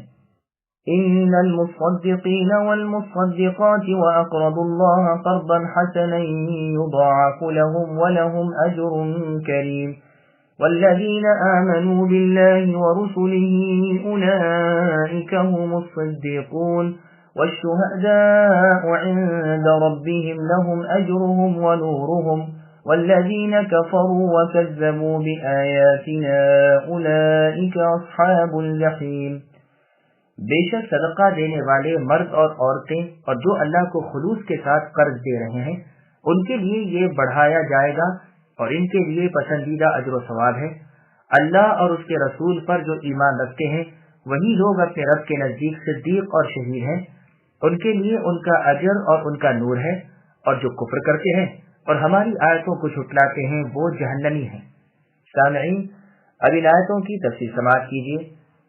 درجات مؤمنین، فقیر، مسکین و غیر محتاجوں اور حاجت مندوں کو خالص اللہ کی مرضی کی جستجو میں لوگ اپنے حلال مال نیک نیتی سے اللہ کی راہ میں صدقہ دیتے ہیں، ان کے بدلے بہت کچھ بڑھا چڑھا کر اللہ تعالیٰ انہیں عطا فرمائیں گے، 10 گنے اور اس سے بھی زیادہ، 700 تک، بلکہ اس سے بھی سوا۔ ان کے ثواب بے حساب ہیں، ان کے اجر بہت بڑے ہیں۔ اللہ اور رسول پر ایمان رکھنے والے ہی صدیق و شہید ہیں۔ ان دونوں اوصاف کے مستحق صرف با ایمان لوگ ہیں۔ بعض حضرات کے الشہداء کو الگ جملہ مانا ہے، غرض 3 قسمیں ہوئیں، مصدقین، صدیقین، شہداء۔ جیسے اور روایت میں ہے، اللہ اور اس کے رسول کا اطاعت گزار انعام یافتہ لوگوں کے ساتھ ہے جو نبی اور صدیق اور شہید اور صالح لوگ ہیں۔ بس صدیق و شہید میں یہاں بھی فرق کیا گیا ہے، جس سے معلوم ہوتا ہے کہ یہ 2 قسم کے لوگ ہیں۔ صدیق کا درجہ شہید سے یقیناً بڑا ہے۔ چنانچہ صحیح بخاری اور مسلم میں ہے، رسول اللہ صلی اللہ علیہ وسلم کا ارشاد ہے کہ جنتی لوگ اپنے سے اوپر کے بالا خانے والوں کو اس طرح دیکھیں گے جیسے چمکتے ہوئے مشرقی یا مغربی ستارے کو تم آسمان کے کنارے پر دیکھتے ہو۔ لوگوں نے کہا، یہ درجے تو صرف انبیاء کے ہوں گے؟ رسول اللہ نے فرمایا، ہاں، قسم ہے اس کی جس کے ہاتھ میں میری جان ہے، یہ وہ لوگ ہیں جو اللہ پر ایمان لائے اور رسولوں کی تصدیق کی۔ عامر بن میمون رحمہ اللہ کا قول ہے یہ دونوں ان دونوں انگلیوں کی طرح قیامت کے دن آئیں گے۔ بخاری اور مسلم کی حدیث میں ہے، شہیدوں کی روحیں سبز رنگ پرندوں کے قالب میں ہوں گی، جنت میں جہاں چاہیں کھاتی پیتی پھریں گی اور رات کو قندیلوں میں سہارا لیں گی۔ ان کے رب نے ان کی طرف دیکھا اور پوچھا، تم کیا چاہتے ہو؟ انہوں نے کہا، یہ کہ آپ ہمیں دنیا میں دوبارہ بھیجیں تاکہ ہم پھر آپ کی راہ میں جہاد کریں اور شہادت حاصل کریں۔ اللہ نے جواب دیا، یہ تو میں فیصلہ کر چکا ہوں کہ کوئی لوٹ کر پھر دنیا میں نہیں جائے گا۔ پھر آگے اللہ فرماتے ہیں کہ انہیں اجر و نور ملے گا، جو نور ان کے سامنے رہے گا اور ان کے اعمال کے مطابق ہوگا۔ ان نیک لوگوں کا انجام بیان کر کے اب بد لوگوں کا نتیجہ بیان کیا کہ یہ جہنمی ہے۔ اعلموا انما الحياة الدنيا لعب ولهو وزينة وتفاخر بينكم وتكاثر في الأموال والأولاد كمثل غيث أعجب الكفار نباته ثم يهيج فتراه مصفرا ثم يكون حطاما وفي الآخرة عذاب شديد ومغفرة من الله ورضوان وما الحياة الدنيا إلا متاع الغرور سابقوا إلى مغفرة من ربكم وجنة عرضها كعرض السماء والأرض أعدت للذين آمنوا بالله ورسله ذلك فضل الله يؤتيه من يشاء والله ذو الفضل العظيم۔ خوب جان رکھو کہ دنیا کی زندگی صرف کھیل تماشا، زینت اور آپس میں فخر و غرور اور مال و اولاد میں ایک دوسرے سے اپنے آپ کو زیادہ بتلانا ہے۔ جیسے بارش اور اس کی پیداوار کسانوں کو اچھی معلوم ہوتی ہے، لیکن جب وہ خشک ہو جاتی ہے تو زرد رنگ دکھائی دینے لگتی ہے، پھر تو بالکل چورا چورا ہو جاتی ہے، اور آخرت میں سخت عذاب ہے اور اللہ کی مغفرت اور رضامندی ہے۔ دنیا کی زندگی بجز دھوکے کے اسباب کے اور کچھ بھی تو نہیں۔ آؤ دوڑو اپنے رب کی مغفرت کی طرف اور اس جنت کی طرف جس کی چوڑائی آسمان و زمین کی وسعت کے برابر ہے۔ یہ ان کے لیے بنائی گئی ہے جو اللہ پر اور اللہ کے رسولوں پر ایمان رکھتے ہیں۔ یہ اللہ کا فضل ہے، جسے چاہے دے، اور اللہ بڑے فضل والے ہیں۔ سامعین، اب آیتوں کی تفصیل سماعت کیجیے۔ دنیا عارضی اور فانی ہے۔ امر دنیا کی تحقیر و توہین بیان ہو رہی ہے کہ اہل دنیا کو بجز لہو لعب، زینت و فخر اور اولاد و مال کی بہتات کی چاہت کے سوا اور ہے ہی کیا۔ جیسے اور آیت میں ہے، اللہ نے فرمایا، زُيِّنَ لِلنَّاسِ حُبُّ الشَّهَوَاتِ الآیہ، یعنی لوگوں کے لیے ان کی خواہش کی چیزوں کو مزین کر دیا گیا ہے، جیسے عورتیں، بچے وغیرہ۔ پھر دنیا کی زندگی کی مثال بیان ہو رہی ہے کہ اس کی تازگی فانی ہے اور یہاں کی نعمتیں زوال پذیر ہیں۔ غیث کہتے ہیں اس بارش کو جو لوگوں کی نا امیدی کے بعد برسے، جیسے اللہ کا فرمان ہے، وَهُوَ الَّذِي يُنَزِّلُ الْغَيْثَ مِن بَعْدِ مَا قَنَطُوا۔ اللہ تعالیٰ تو وہ ہیں کہ جو لوگوں کی نا امیدی کے بعد بارش برساتے ہیں، پر جس طرح بارش کی وجہ سے زمین کی کھیتیاں پیدا ہوتی ہیں اور وہ لہلہاتی ہوئی کسان کی آنکھوں کو بھلی معلوم ہوتی ہیں، اسی طرح اہل دنیا اسباب دنیاوی پر پھولتے ہیں، لیکن نتیجہ یہ ہوتا ہے کہ وہی ہری بھری کھیتی خشک ہو کر زرد پڑ جاتی ہے، پھر آخر سوکھ کر ریزہ ریزہ ہو جاتی ہے۔ ٹھیک اسی طرح دنیا کی تر و تازگی اور یہاں کی بہبودی اور ترقی بھی خاک میں مل جانے والی ہے۔ دنیا کی بھی یہی صورتیں ہوتی ہیں کہ ایک وقت جوان ہے، پھر ادھیڑ ہے، پھر بڑھیا ہے۔ ٹھیک اسی طرح خود انسان کی حالت ہے، اس کے بچپن، جوانی اور ادھیڑ عمر اور بڑھاپے کو دیکھ جائیے، پھر اس کی موت اور فنا کو سامنے رکھیے۔ کہاں جوانی کے وقت کا اس کا جوش و خروش، زور طاقت اور کشے بل، اور کہاں بڑھاپے کی کمزور جھڑیاں، پڑا ہوا جسم، خمیدہ کمر اور بے طاقت ہڈیاں، جیسے اللہ کا ارشاد ہے، اللہ الذی خلقکم من ضعف ثم جعل من بعد ضعف قوة ثم جعل من بعد قوة ضعفا وشیبة یخلق ما یشاء وهو العلیم القدیر۔ اللہ وہ ہے جس نے تمہیں اے انسانوں کمزوری کی حالت میں پیدا کیا، پھر اس کمزوری کے بعد قوت دی، پھر اس قوت کے بعد کمزوری اور بڑھاپا کر دیا۔ وہ جو چاہے پیدا کرتے ہیں اور وہ عالم اور قادر ہیں۔ اس مثال سے دنیا کی فنا اور اس کا زوال ظاہر کر کے پھر آخرت کے دونوں منظر دکھا کر ایک سے ڈراتے ہیں اور دوسرے کی رغبت و چاہت دلاتے ہیں۔ بس اللہ تعالیٰ فرماتے ہیں عنقریب آنے والی قیامت اپنے ساتھ عذابوں اور سزاؤں کو لائے گی اور مغفرت اور رضامندی رب کو لائے گی۔ پس تم وہ کام کرو کہ ناراضی سے بچ جاؤ اور رضا حاصل کر لو، سزاؤں سے بچ جاؤ اور بخشش کے حقدار بن جاؤ۔ دنیا صرف دھوکے کی ٹٹی ہے، اس کی طرف جھکنے والے پر آخر وہ وقت آ جاتا ہے کہ یہ اس کے سوا کسی اور چیز کا خیال ہی نہیں کرتا، اس کی دھن میں روز و شب مشغول رہتا ہے، بلکہ اس کمی والی اور زوال والی کمینی دنیا کو آخرت پر ترجیح دینے لگتا ہے۔ شدہ یہاں تک نوبت پہنچ جاتی ہے کہ بسا اوقات آخرت کا منکر بن جاتا ہے۔ چنانچہ رسول اللہ صلی اللہ علیہ وسلم فرماتے ہیں ایک کوڑے برابر کی جنت کی جگہ ساری دنیا اور اس کی تمام چیزوں سے بہتر ہے۔ پڑھو قرآن فرماتا ہے کہ دنیا تو صرف دھوکے کا سامان ہے۔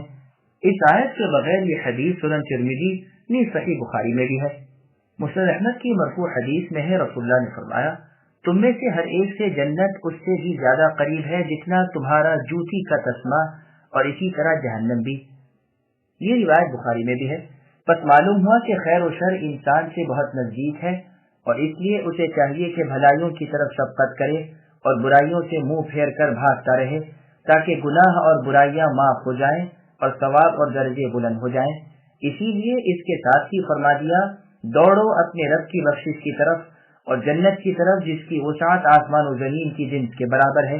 جیسے اور آیت میں ہے اللہ نے فرمایا وَسَارِعُوا إِلَى مَغْفِرَةٍ مِّن رَّبِّكُمْ وَجَنَّةٍ عَرْضُهَا السَّمَاوَاتُ وَالْأَرْضُ أُعِدَّتْ لِلْمُتَّقِينَ، اور اپنے اس رب کی مغفرت کی طرف جنت کی طرف سبقت کرو جس کی کشادگی کل آسمان اور ساری زمینیں ہیں، جو پارسا لوگوں کے لیے بنائی گئی ہیں۔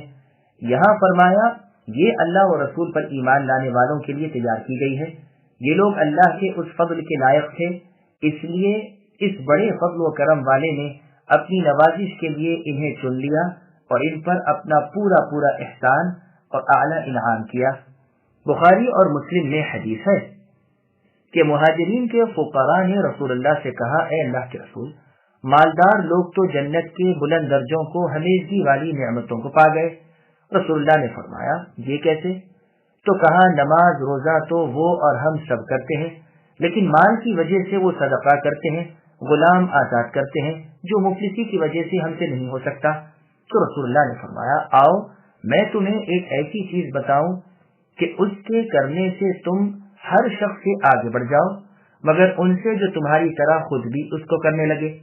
دیکھو تم ہر فرض نماز کے بعد 33 مرتبہ سبحان اللہ کہو اور اتنی ہی بار اللہ اکبر اور اسی طرح الحمدللہ۔ کچھ دنوں بعد یہ بزرگ پھر رسول اللہ کے پاس حاضر ہوئے اور کہا اللہ کے رسول صلی اللہ علیہ وسلم ہمارے مالدار بھائیوں کو بھی اس وظیفے کی اطلاع مل گئی اور انہوں نے بھی اسے پڑھنا شروع کر دیا۔ تو رسول اللہ نے فرمایا یہ اللہ کا فضل ہے جسے چاہے دیں۔ ما أصاب من مصيبة في الأرض ولا في أنفسكم إلا في كتاب من قبل أن نبرأها إن ذلك على الله يسير لكي لا تأسوا على ما فاتكم ولا تفرحوا بما آتاكم والله لا يحب كل مختال فخور الذين يبخلون ويأمرون الناس بالبخل ومن يتول فإن الله هو الغني الحميد۔ نہ کوئی مصیبت دنیا میں آتی ہے نہ خاص تمہاری جانوں میں مگر کہ مخلوق کو ہم پیدا کریں، اس سے پہلے ہی وہ ایک خاص کتاب میں لکھی ہوئی ہے۔ یہ کام اللہ تعالیٰ پر بالکل ہی آسان ہے تاکہ تم اپنے سے فوت شدہ کسی چیز پر رنجیدہ نہ ہو جایا کرو اور نہ عطا کردہ چیز پر اترا جاؤ۔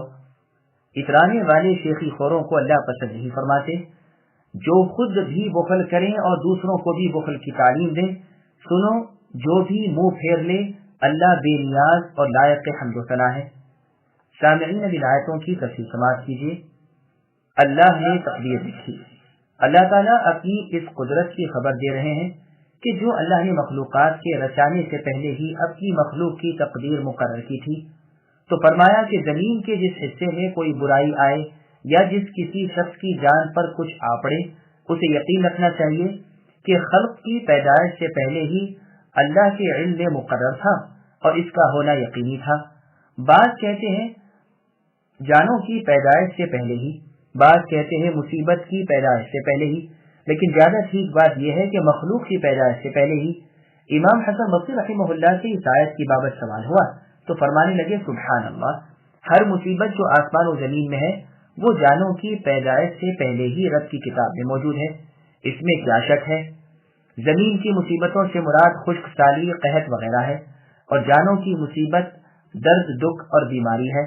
جس کسی کو کوئی خراش لگتی ہے یا لغزش پا سے کوئی تکلیف پہنچتی ہے یا کسی سخت محنت سے پسینہ آ جاتا ہے، یہ سب اس کے گناہوں کی وجہ سے ہے۔ اور بھی تو بہت سے گناہ ہیں جنہیں اللہ تعالیٰ جو بخشنے والے اور مہربان ہیں بخش دیا کرتے ہیں۔ یہ آیت بہترین اور بہت اعلیٰ دلیل ہے قدریہ فرقے کی تردید میں، جن کا خیال ہے کہ اللہ کا سابقہ علم کوئی چیز نہیں، اللہ انہیں ذلیل کرے۔ صحیح مسلم شریف میں ہے اللہ تعالیٰ نے تقدیریں مقرر کی آسمان و زمین کی پیدائش سے 50,000 سال برس پہلے، اور روایت میں ہے اللہ کا عرش پانی پر تھا۔ پھر آگے اللہ فرماتے ہیں کاموں کے وجود میں آنے سے پہلے ان کا اندازہ کر لینا، ان کے ہونے کا علم حاصل کر لینا اور اسے لکھ دینا اللہ پر کچھ مشکل نہیں۔ وہی تو ان کے پیدا کرنے والے ہیں جس کا محیط علم ہو چکی ہوئی، ہوتی ہوئی اور ہونے والی تمام چیزوں کو شامل ہے۔ پھر ارشاد ہوتا ہے ہم نے تمہیں اے انسانوں یہ خبر اس لیے دی ہے کہ تم یقین رکھو کہ جو تمہیں پہنچا وہ ہرگز کسی صورت سے ٹلنے والا نہ تھا، پس مصیبت کے وقت صبر و شکر، سہار و ثابت قدمی، مضبوط دلی اور روحانی طاقت تم میں موجود رہے، ہائے وائے بے صبری اور بے ضبطی تم سے دور رہے، جزا فضا تم پر چھا نہ جائے، تم اطمینان سے رہو کہ یہ تکلیف تو آنے والی تھی ہی۔ اسی طرح اگر مال و دولت غلبہ مل جائے تو اس وقت آپے سے باہر نہ ہو جاؤ، اسے اللہ تعالیٰ کا عطیہ مانو، تکبر اور غرور تم میں نہ آ جائے، ایسا نہ ہو کہ دولت و مال وغیرہ کے نشے میں پھول جاؤ اور اللہ کو بھول جاؤ، اس لیے کہ اس وقت بھی ہماری یہ تعلیم تمہارے سامنے ہوگی کہ یہ میرے دست و بازو کا، میری عقل و ہوش کا نتیجہ نہیں بلکہ خالق و رازق اللہ تعالیٰ کا عطیہ ہے۔ ایک قرأت اس کی اتاکم ہے، دوسری قرأت آتاکم ہے، اور دونوں میں تلازم ہے۔ اسی لیے ارشاد ہوتا ہے کہ اپنے جی میں اپنے آپ کو بڑا سمجھنے والے، دوسروں پر فخر کرنے والے اللہ کے دشمن ہیں۔ ابن عباس رضی اللہ عنہما کا فرمان ہے کہ رنج و راحت، خوشی و غم میں تو ہر شخص آتا ہے، خوشی کو شکر میں اور غم کو صبر میں گزار دو۔ پھر ارشاد ہے کہ یہ لوگ خود بھی بخیل اور خلاف شرع کام کرنے والے ہیں اور دوسروں کو بھی یہی برابر راستہ بتلاتے ہیں۔ جو شخص اللہ کے حکم برداری سے ہٹ جائے وہ اللہ کا کچھ نہیں بگاڑے گا، کیونکہ وہ تمام مخلوق سے بے نیاز ہے اور ہر طرح لائق تعریف اور حمد و ثنا ہے۔ جیسے موسیٰ علیہ السلام نے فرمایا ان تکفروا انتم ومن فی الارض جميعا فإن اللہ لغنی حمید، یعنی اگر تم اور تمام روئے زمین کے انسان کافر ہو جائیں تو بھی اللہ کا کچھ نہیں بگاڑ سکتے، اللہ ساری مخلوق سے بے نیاز ہے اور لائق حمد و ثنا ہے۔ لقد أرسلنا رسلنا بالبينات وأنزلنا معهم الكتاب والميزان ليقوم الناس بالقسط وأنزلنا الحديد فيه بأس شديد ومنافع للناس وليعلم الله من ينصره ورسله بالغيب إن الله قوي عزيز۔ یقیناً ہم نے اپنے پیغمبروں کو کھلی دلیلیں دے کر بھیجا اور ان کے ساتھ کتاب اور انصاف نازل فرمایا تاکہ لوگ عدل و انصاف پر قائم رہیں، اور ہم نے لوہے کو اتارا جس میں سخت ہیبت و لڑائی ہے اور لوگوں کے لیے اور بھی بہت سے فائدے ہیں، اور اس لیے بھی کہ اللہ جان لے، یعنی تمہیں معلوم کرا دے کہ اللہ کی اور اللہ کے رسولوں کی مدد بے دیکھے کون کرتا ہے، اللہ ہے قوت والے اور زبردست۔ سامعین ابھی آیت کی تفسیر سماعت کیجیے۔ پیغمبروں پر معجزات کے نزول۔ اللہ عز و جل فرماتے ہیں کہ ہم نے اپنے پیغمبروں کو جو معجزے دے کر اور ظاہر حجتیں عطا فرما کر اور بھرپور دلائل دے کر دنیا میں مبعوث فرمایا، پھر ساتھ ہی کتاب بھی انہیں دی جو کھری اور صاف سچ ہے، اور عدل و حق دیا جس سے ہر عقل مند انسان ان کی باتوں کے قبول کر لینے پر فطرتاً مجبور ہو جاتا ہے۔ ہاں، بیمار رائے والے اور خلاف عقل والے اس سے محروم رہ جاتے ہیں۔ جیسے اور جگہ ہے اللہ نے فرمایا افمن كان على بينة من ربه ويتلوه شاهد منه، یعنی جو شخص اپنے رب کی طرف کی دلیل پر ہو اور ساتھ ہی اس کے شاہد بھی ہو۔ اور جگہ ہے اللہ کی یہ فطرت ہے جس پر مخلوق کو اللہ نے پیدا کیا ہے۔ اور فرماتے ہیں آسمان کو اللہ نے بلند کیا اور میزان رکھ دی۔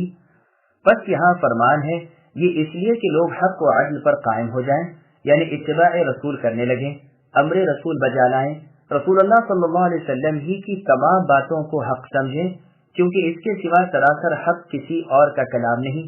جیسے اللہ کا فرمان ہے وَتَمَّتْ كَلِمَةُ رَبِّكَ صِدْقًا وَعَدْلًا، یعنی اے نبی آپ کے رب کا کلمہ جو اپنی خبروں میں سچے اور اپنے احکام میں عدل والے ہیں پورا ہو چکا۔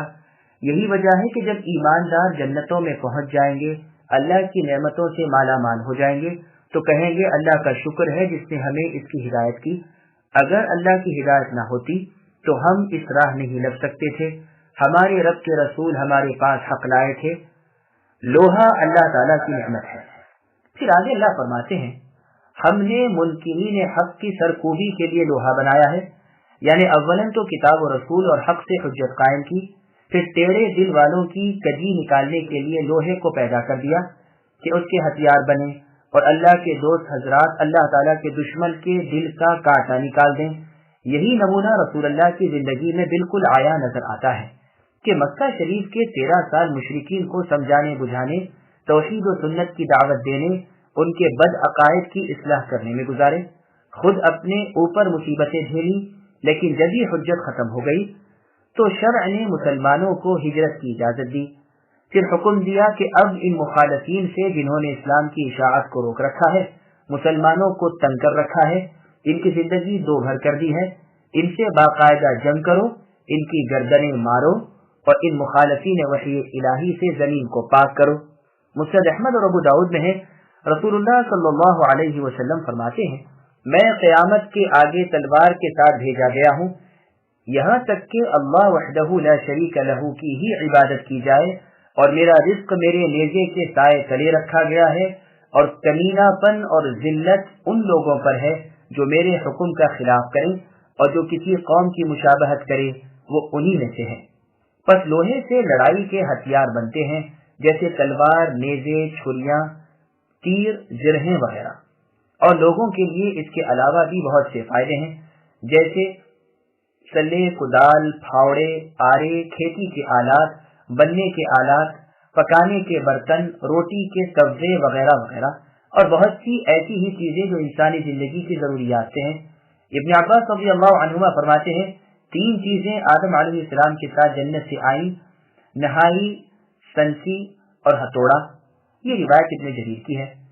پھر آگے اللہ فرماتے ہیں کہ اللہ تعالیٰ دیکھ لیں کہ ان ہتھیاروں کے اٹھانے سے اللہ رسول کی مدد کرنے کا نیک ارادہ کس کا ہے۔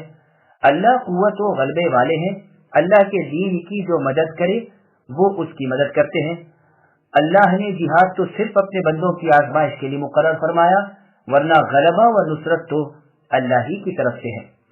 وَلَقَدْ أَرْسَلْنَا نُوحًا وَإِبْرَاهِيمَ وَجَعَلْنَا فِي ذُرِّيَّتِهِمَا النُّبُوَّةَ وَالْكِتَابَ فَمِنْهُمْ مُهْتَدٍ وَكَثِيرٌ مِّنْهُمْ فَاسِقُونَ ثُمَّ قَفَّيْنَا عَلَى آثَارِهِمْ بِرُسُلِنَا وَقَفَّيْنَا بِعِيسَى ابْنِ مَرْيَمَ وَآتَيْنَاهُ الْإِنْجِيلَ وَجَعَلْنَا فِي قُلُوبِ الَّذِينَ اتَّبَعُوهُ رَأْفَةً وَرَحْمَةً ورهبانية ابتدعوها ما كتبناها عليهم إلا ابتغاء رضوان الله فما رعوها حق رعايتها فآتينا الذين آمنوا منهم أجرهم وكثير منهم فاسقون۔ بے شک ہم نے نوح اور ابراہیم علیہ السلام کو پیغمبر بنا کر بھیجا، اور ہم نے ان دونوں کی اولاد میں پیغمبری اور کتاب جاری رکھی، تو ان میں سے کچھ تو راہ یافتہ ہوئے اور ان میں اکثر نافرمان رہے۔ ان کے بعد پھر بھی ہم اپنے رسولوں کو پے در پہ بھیجتے رہے، اور ان کے بعد عیسی ابن مریم علیہ السلام کو بھیجا اور انہیں انجیل عطا فرمائی، اور ان کے ماننے والوں کے دلوں میں شفقت اور رحم پیدا کر دیا ہے۔ ہاں، رہبانیت یعنی ترک دنیا تو ان لوگوں نے از خود ایجاد کر لی تھی، ہم نے ان پر اسے واجب نہ کی تھی، لیکن ان کی نیت اللہ کی رضا جوئی تھی، تو انہوں نے اس کی پوری رعایت نہ کی، پھر بھی ہم نے ان میں سے جو ایمان لائے تھے انہیں ان کا اجر دیا، ان میں زیادہ تر لوگ نافرمان ہیں۔ سامعین اب آیتوں کی تفسیر سماعت کیجیے۔ نوح اور ابراہیم علیہ السلام کا ذکر۔ نوح اور ابراہیم علیہ السلام کی اس فضیلت کو دیکھیے کہ نوح علیہ السلام کے بعد سے لے کر ابراہیم علیہ السلام تک جتنے پیغمبر آئے سب آپ ہی کی نسل سے آئے، اور پھر ابراہیم علیہ السلام کے بعد جتنے نبی اور رسول آئے سب کے سب ابراہیم علیہ السلام ہی کی نسل سے ہوئے۔ جیسے اور آیت میں ہے اللہ نے فرمایا وَجَعَلْنَا فِي ذُرِّيَّتِهِ النُّبُوَّةَ وَالْكِتَابَ، یہاں تک کہ بنو اسرائیل کے آخری پیغمبر عیسی بن مریم علیہ السلام نے محمد صلی اللہ علیہ وسلم کی خوشخبری سنائی۔ پس نوح اور ابراہیم علیہ السلام کے بعد برابر رسولوں کا سلسلہ رہا عیسیٰ علیہ السلام تک، جنہیں انجیل ملی اور جن کی تابع فرمان امت رحم دل اور نرم مزاج واقع ہوئی، خشیت الہی اور رحمت خلق کے پاک اوصاف سے متصف۔ کہ نصرانیوں کی ایک بدعت کا ذکر ہے جو ان کی شریعت میں نہ تھی، لیکن انہوں نے خود اپنی طرف سے اسے ایجاد کر لی تھی۔ اس کے بعد ایک جملے کے دو مطلب بیان کیے گئے ہیں۔ ایک تو یہ کہ مقصد ان کا نیک تھا، اللہ کی رضا جوئی کے لیے یہ طریقہ نکالا تھا۔ سعید بن جبیر، قتادہ رحمہم اللہ وغیرہ کا یہی قول ہے۔ دوسرا مطلب یہ بیان کیا گیا ہے کہ ہم نے ان پر اسے یعنی واجب نہ کیا تھا، ہم نے ان پر صرف اللہ کی رضا جوئی واجب کی تھی۔ پھر آگے اللہ فرماتے ہیں کہ یہ نصارہ اسے بھی نہ نبھا سکے، جیسا چاہیے تھا ویسے اس پر بھی نہ جمے، بس دو ہی خرابی آئی، ایک اپنی طرف سے ایک نئی بات دین الہی میں ایجاد کرنے کی، دوسری اس پر بھی قائم نہ رہنے کی، یعنی جسے وہ خود قرب الہی کا ذریعہ اپنے ذہن سے سمجھ بیٹھے تھے بالآخر اس پر بھی پورے نہ اترے۔ ابن ابی حاتم نے رسول اللہ صلی اللہ علیہ وسلم نے ابن مسعود رضی اللہ عنہ کو پکارا، آپ نے لبیک کہا۔ رسول اللہ نے فرمایا سنو، بنی اسرائیل کے 72 گروہ ہو گئے، جن میں سے 3 نے نجات پائی۔ پہلے فرقے نے تو بنی اسرائیل کی گمراہی دیکھ کر ان کی ہدایت کے لیے اپنی جانیں ہتھیلیوں پر رکھ کر ان کے بڑوں کو تبلیغ شروع کی، لیکن آخر وہ لوگ جدال و قتال پر اتر آئے، اور بادشاہ اور عمراء نے جو اس تبلیغ سے بہت گھبراتے تھے ان پر لشکر کشی کی اور انہیں قتل بھی کیا اور قید بھی کیا۔ ان لوگوں نے تو نجات حاصل کر لی کہ دوسری جماعت کھڑی ہوئی، ان میں مقابلے کی طاقت تو نہ تھی، تاہم اپنے دین کی قوت سے سرکشوں اور بادشاہوں کے دربار میں حق گوئی شروع کی، اور اللہ کے سچے دین اور عیسیٰ علیہ السلام کے مسلک اصلی کی طرف انہیں دعوت دینے لگے۔ ان بد نصیبوں نے انہیں قتل بھی کرایا، آروں سے بھی چیرا اور آگ میں بھی جلایا، جسے اس جماعت نے صبر و شکر کے ساتھ برداشت کیا اور نجات حاصل کی۔ پھر تیسری جماعت اٹھی، یہ ان سے بھی زیادہ کمزور تھے، ان میں طاقت نہ تھی کہ اصل دین کے احکام کی تبلیغ ان ظالموں میں کریں، اس لیے انہوں نے اپنے دین کا بچاؤ اسی میں سمجھا کہ جنگلوں میں نکل جائیں اور پہاڑوں پر چڑھ جائیں، عبادت میں مشغول ہو جائیں اور دنیا کو ترک کر دیں، اور انہی کا ذکر رہبانیت والی آیت میں ہے۔ یہ حدیث دوسری سند سے بھی مروی ہے، اس میں 73 فرقوں کا بیان ہے، اور اس میں یہ بھی ہے کہ اجر انہیں ملے گا جو مجھ پر ایمان لائیں اور میری تصدیق کریں، اور ان میں کے اکثر جو فاسق ہیں وہ ہیں جو مجھے جھٹلائیں اور میرا خلاف کریں۔ عیسیٰ علیہ السلام کا ذکر۔ ابن عباس رضی اللہ عنہ فرماتے ہیں کہ بنی اسرائیل کے بادشاہوں نے عیسیٰ علیہ السلام کے بعد تورات و انجیل میں تبدیلیاں کر لیں، لیکن ایک جماعت ایمان پر قائم رہی اور اصلی تورات و انجیل ان کے ہاتھ میں رہی، جسے وہ تلاوت کیا کرتے تھے۔ ایک مرتبہ ان لوگوں نے جنہوں نے کتاب اللہ میں رد و بدل کر لیا تھا اپنے بادشاہوں سے ان سچے مومنوں کی شکایت کی کہ یہ لوگ کتاب اللہ کہہ کر جس کتاب کو پڑھتے ہیں اس میں تو ہمیں گالیاں لکھی ہیں، اس میں لکھا ہوا ہے جو کوئی اللہ کی نازل کردہ کتاب کے مطابق حکم نہ کرے وہ کافر ہے، اور اسی طرح کی بہت سی آیتیں ہیں۔ پھر یہ لوگ ہمارے اعمال پر بھی عیب گیری کرتے رہتے ہیں، بس آپ انہیں دربار میں بلوائیے اور انہیں مجبور کیجیے کہ یا تو وہ اسی طرح پڑھیں جس طرح ہم پڑھتے ہیں اور ویسا ہی وہ عقیدہ ایمان رکھیں جیسا ہمارا ہے، ورنہ انہیں بدترین عزتناک سزا دیجیے۔ چنانچہ ان سچے مسلمانوں کو دربار میں بلوایا گیا اور ان سے کہا گیا کہ یا تو ہماری اصلاح کردہ کتاب پڑھا کرو اور تمہارے اپنے ہاتھوں میں جو الہامی کتابیں ہیں انہیں چھوڑ دو، ورنہ جان سے ہاتھ دھو لو اور قتل گاہ کی طرف قدم بڑھاؤ۔ اس پر ان پاک بازوں کی ایک جماعت نے تو کہا کہ تم ہمیں ستاؤ نہیں، تم اونچی عمارت بنا دو، हमें वहां पहुंचा दो और डोरी छड़ी दे दो, हमारा खाना पीना इसमें डाल दिया करो, हम ऊपर से घसीट लिया करेंगे, नीचे उतरेंगे ही नहीं और तुम में आएंगे ही नहीं। एक जमात ने कहा, सुनो, हम यहाँ से हिजरत कर जाते हैं, जंगलों और पहाड़ों में निकल जाते हैं, तुम्हारी बादशाहत की सरजमीन से बाहर हो जाते हैं, चश्मों, नहरों, नदियों, नालों और तालाबों से जानवरों की तरह मुंह लगाकर पानी पिया करेंगे और जो फूल पात मिल जाएंगे उन पर गुजारा कर लेंगे। इसके बाद अगर तुम हमें अपने मुल्क में देख लो तो बेशक गर्दन उड़ा देना। तीसरी जमात ने कहा, हमें अपनी आबादी के एक तरफ कुछ जमीन दे दो और वहां हिसार खींच दो, वहीं हम कुएं खोद लेंगे और खेती कर लिया करेंगे, तुम में हरगिज न आएंगे। चूंकि इस अल्लाह वाली जमात से इन लोगों की करीबी रिश्तेदारियां थी, इसलिए ये दरख्वास्तें मंजूर कर ली गई और ये लोग अपने ठिकाने चले गए। लेकिन इनके साथ बाद और लोग भी लग गए जिन्हें दरअसल इल्म और ईमान न था, तकलीदन शाद हो लिए। इनके बारे में ये आयत वरहबानियतन इब्तिदाऊहा नाज़िल हुई। तो जब अल्लाह ताला ने रसूल सल्लल्लाहु अलैहि वसल्लम को मबऊस फरमाया, उस वक्त इनमें के बहुत कम लोग रह गए थे। रसूलुल्लाह की बिअसत की खबर सुनते ही खानकाहों वाले अपनी खानकाहों से और जंगलों से और हिसार वाले अपने हिसारों से निकल खड़े हुए, रसूलुल्लाह की खिदमत में हाजिर हुए, आप पर ईमान लाए, आपकी तस्दीक की, जिसका जिक्र इस आयत में है। या अय्युहल्लज़ीना आमनू तक़ुल्लाहा व आमिनू बिरसूलिही युअतिकुम किफ़लैन मिन रहमतिही व यजअल लकुम नूरन तमशून बिह। अल-आया, यानी ऐ ईमान वालों, अल्लाह से डरो और अल्लाह के रसूल पर ईमान लाओ, तुम्हें अल्लाह अपनी रहमत का दोहरा हिस्सा देंगे, यानी ईसा अलैहिस्सलाम पर ईमान लाने का और फिर मोहम्मद सल्लल्लाहु अलैहि वसल्लम पर ईमान लाने का, और तुम्हें नूर देंगे जिसकी रोशनी में तुम चलो फिरो, यानी कुरान और सुन्नत, ताकि अहले किताब जान ले जो तुम जैसे हैं कि अल्लाह के किसी फضل का इख्तियार इन्हें नहीं और सारा फضل अल्लाह के हाथ है, जिसे चाहे देते हैं और अल्लाह बड़े फضل के मालिक हैं। इन दोनों पिछली आयतों की तफसीर इस आयत के बाद ही आ रही है इंशाअल्लाह ताला। या अय्युहल्लज़ीना आमनू तक़ुल्लाहा व आमिनू बिरसूलिही युअतिकुम किफ़लैन मिन रहमतिही व यजअल लकुम नूरन तमशून बिही व यग़फिर लकुम वल्लाहु गफूरुर रहीम। لئلا يعلم أهل الكتاب ألا يقدرون على شيء من فضل الله وأن الفضل بيد الله يؤتيه من يشاء والله ذو الفضل العظيم۔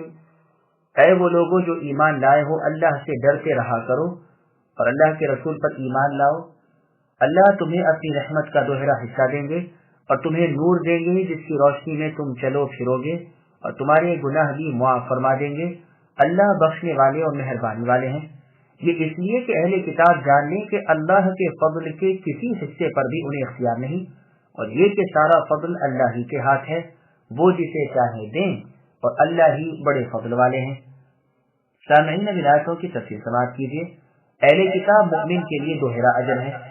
اس سے پہلے کی آیت میں بیان ہو چکا ہے کہ ابن عباس رضی اللہ عنہما فرماتے ہیں، جن مومنوں کا یہاں ذکر ہے اس سے مراد اہل کتاب کے مومن ہیں اور انہیں دوہرا اجر ملے گا، جیسے کہ سورہ قصص کی آیت میں ہے، اور جیسے کہ ایک حدیث میں آیا ہے کہ 3 شخصوں کو اللہ تعالیٰ دوہرا اجر دیں گے۔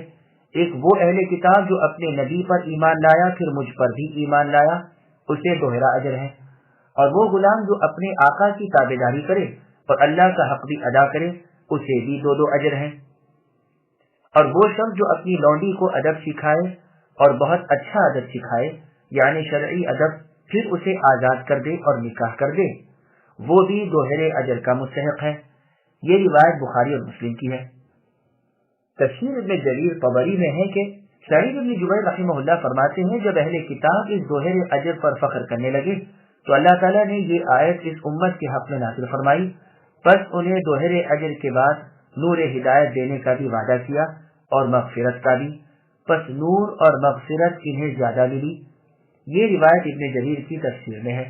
اسی مضمون کی آیت یا ایھا الذین آمنوا ان تتقوا اللہ ہے، یعنی اے ایمان والو، اگر تم اللہ سے ڈرتے رہے تو وہ تمہارے لیے فرقان کریں گے اور تم سے تمہاری برائیاں دور کر دیں گے اور تمہیں معاف فرما دیں گے، اور اللہ بڑے فضل والے ہیں۔ عمر فاروق رضی اللہ عنہ نے یہودیوں کے ایک بہت بڑے عالم سے دریافت فرمایا کہ تمہیں ایک نیکی پر زیادہ سے زیادہ کس قدر فضیلت ملتی ہے؟ اس نے کہا 350 تک۔ آپ نے اللہ کا شکر کیا اور فرمایا ہمیں تم سے 2 ہیرا ملا ہے۔ سعید رحمہ اللہ نے اسے بیان فرما کر یہی آیت پڑھی اور فرمایا اسی طرح جمعے کا 2 ہیرا اجر ہے۔ مسند احمد کی حدیث میں ہے، نبی صلی اللہ علیہ وسلم نے فرمایا تمہاری اور یہود نصارہ کی مثال اس شخص جیسی ہے جس نے چند مزدور کسی کام پر لگانے چاہے اور اعلان کیا کہ کوئی ہے جو مجھ سے 1 قرات لے اور صبح کی نماز سے لے کر آدھے دن تک کام کرے۔ پس یہود تیار ہو گئے۔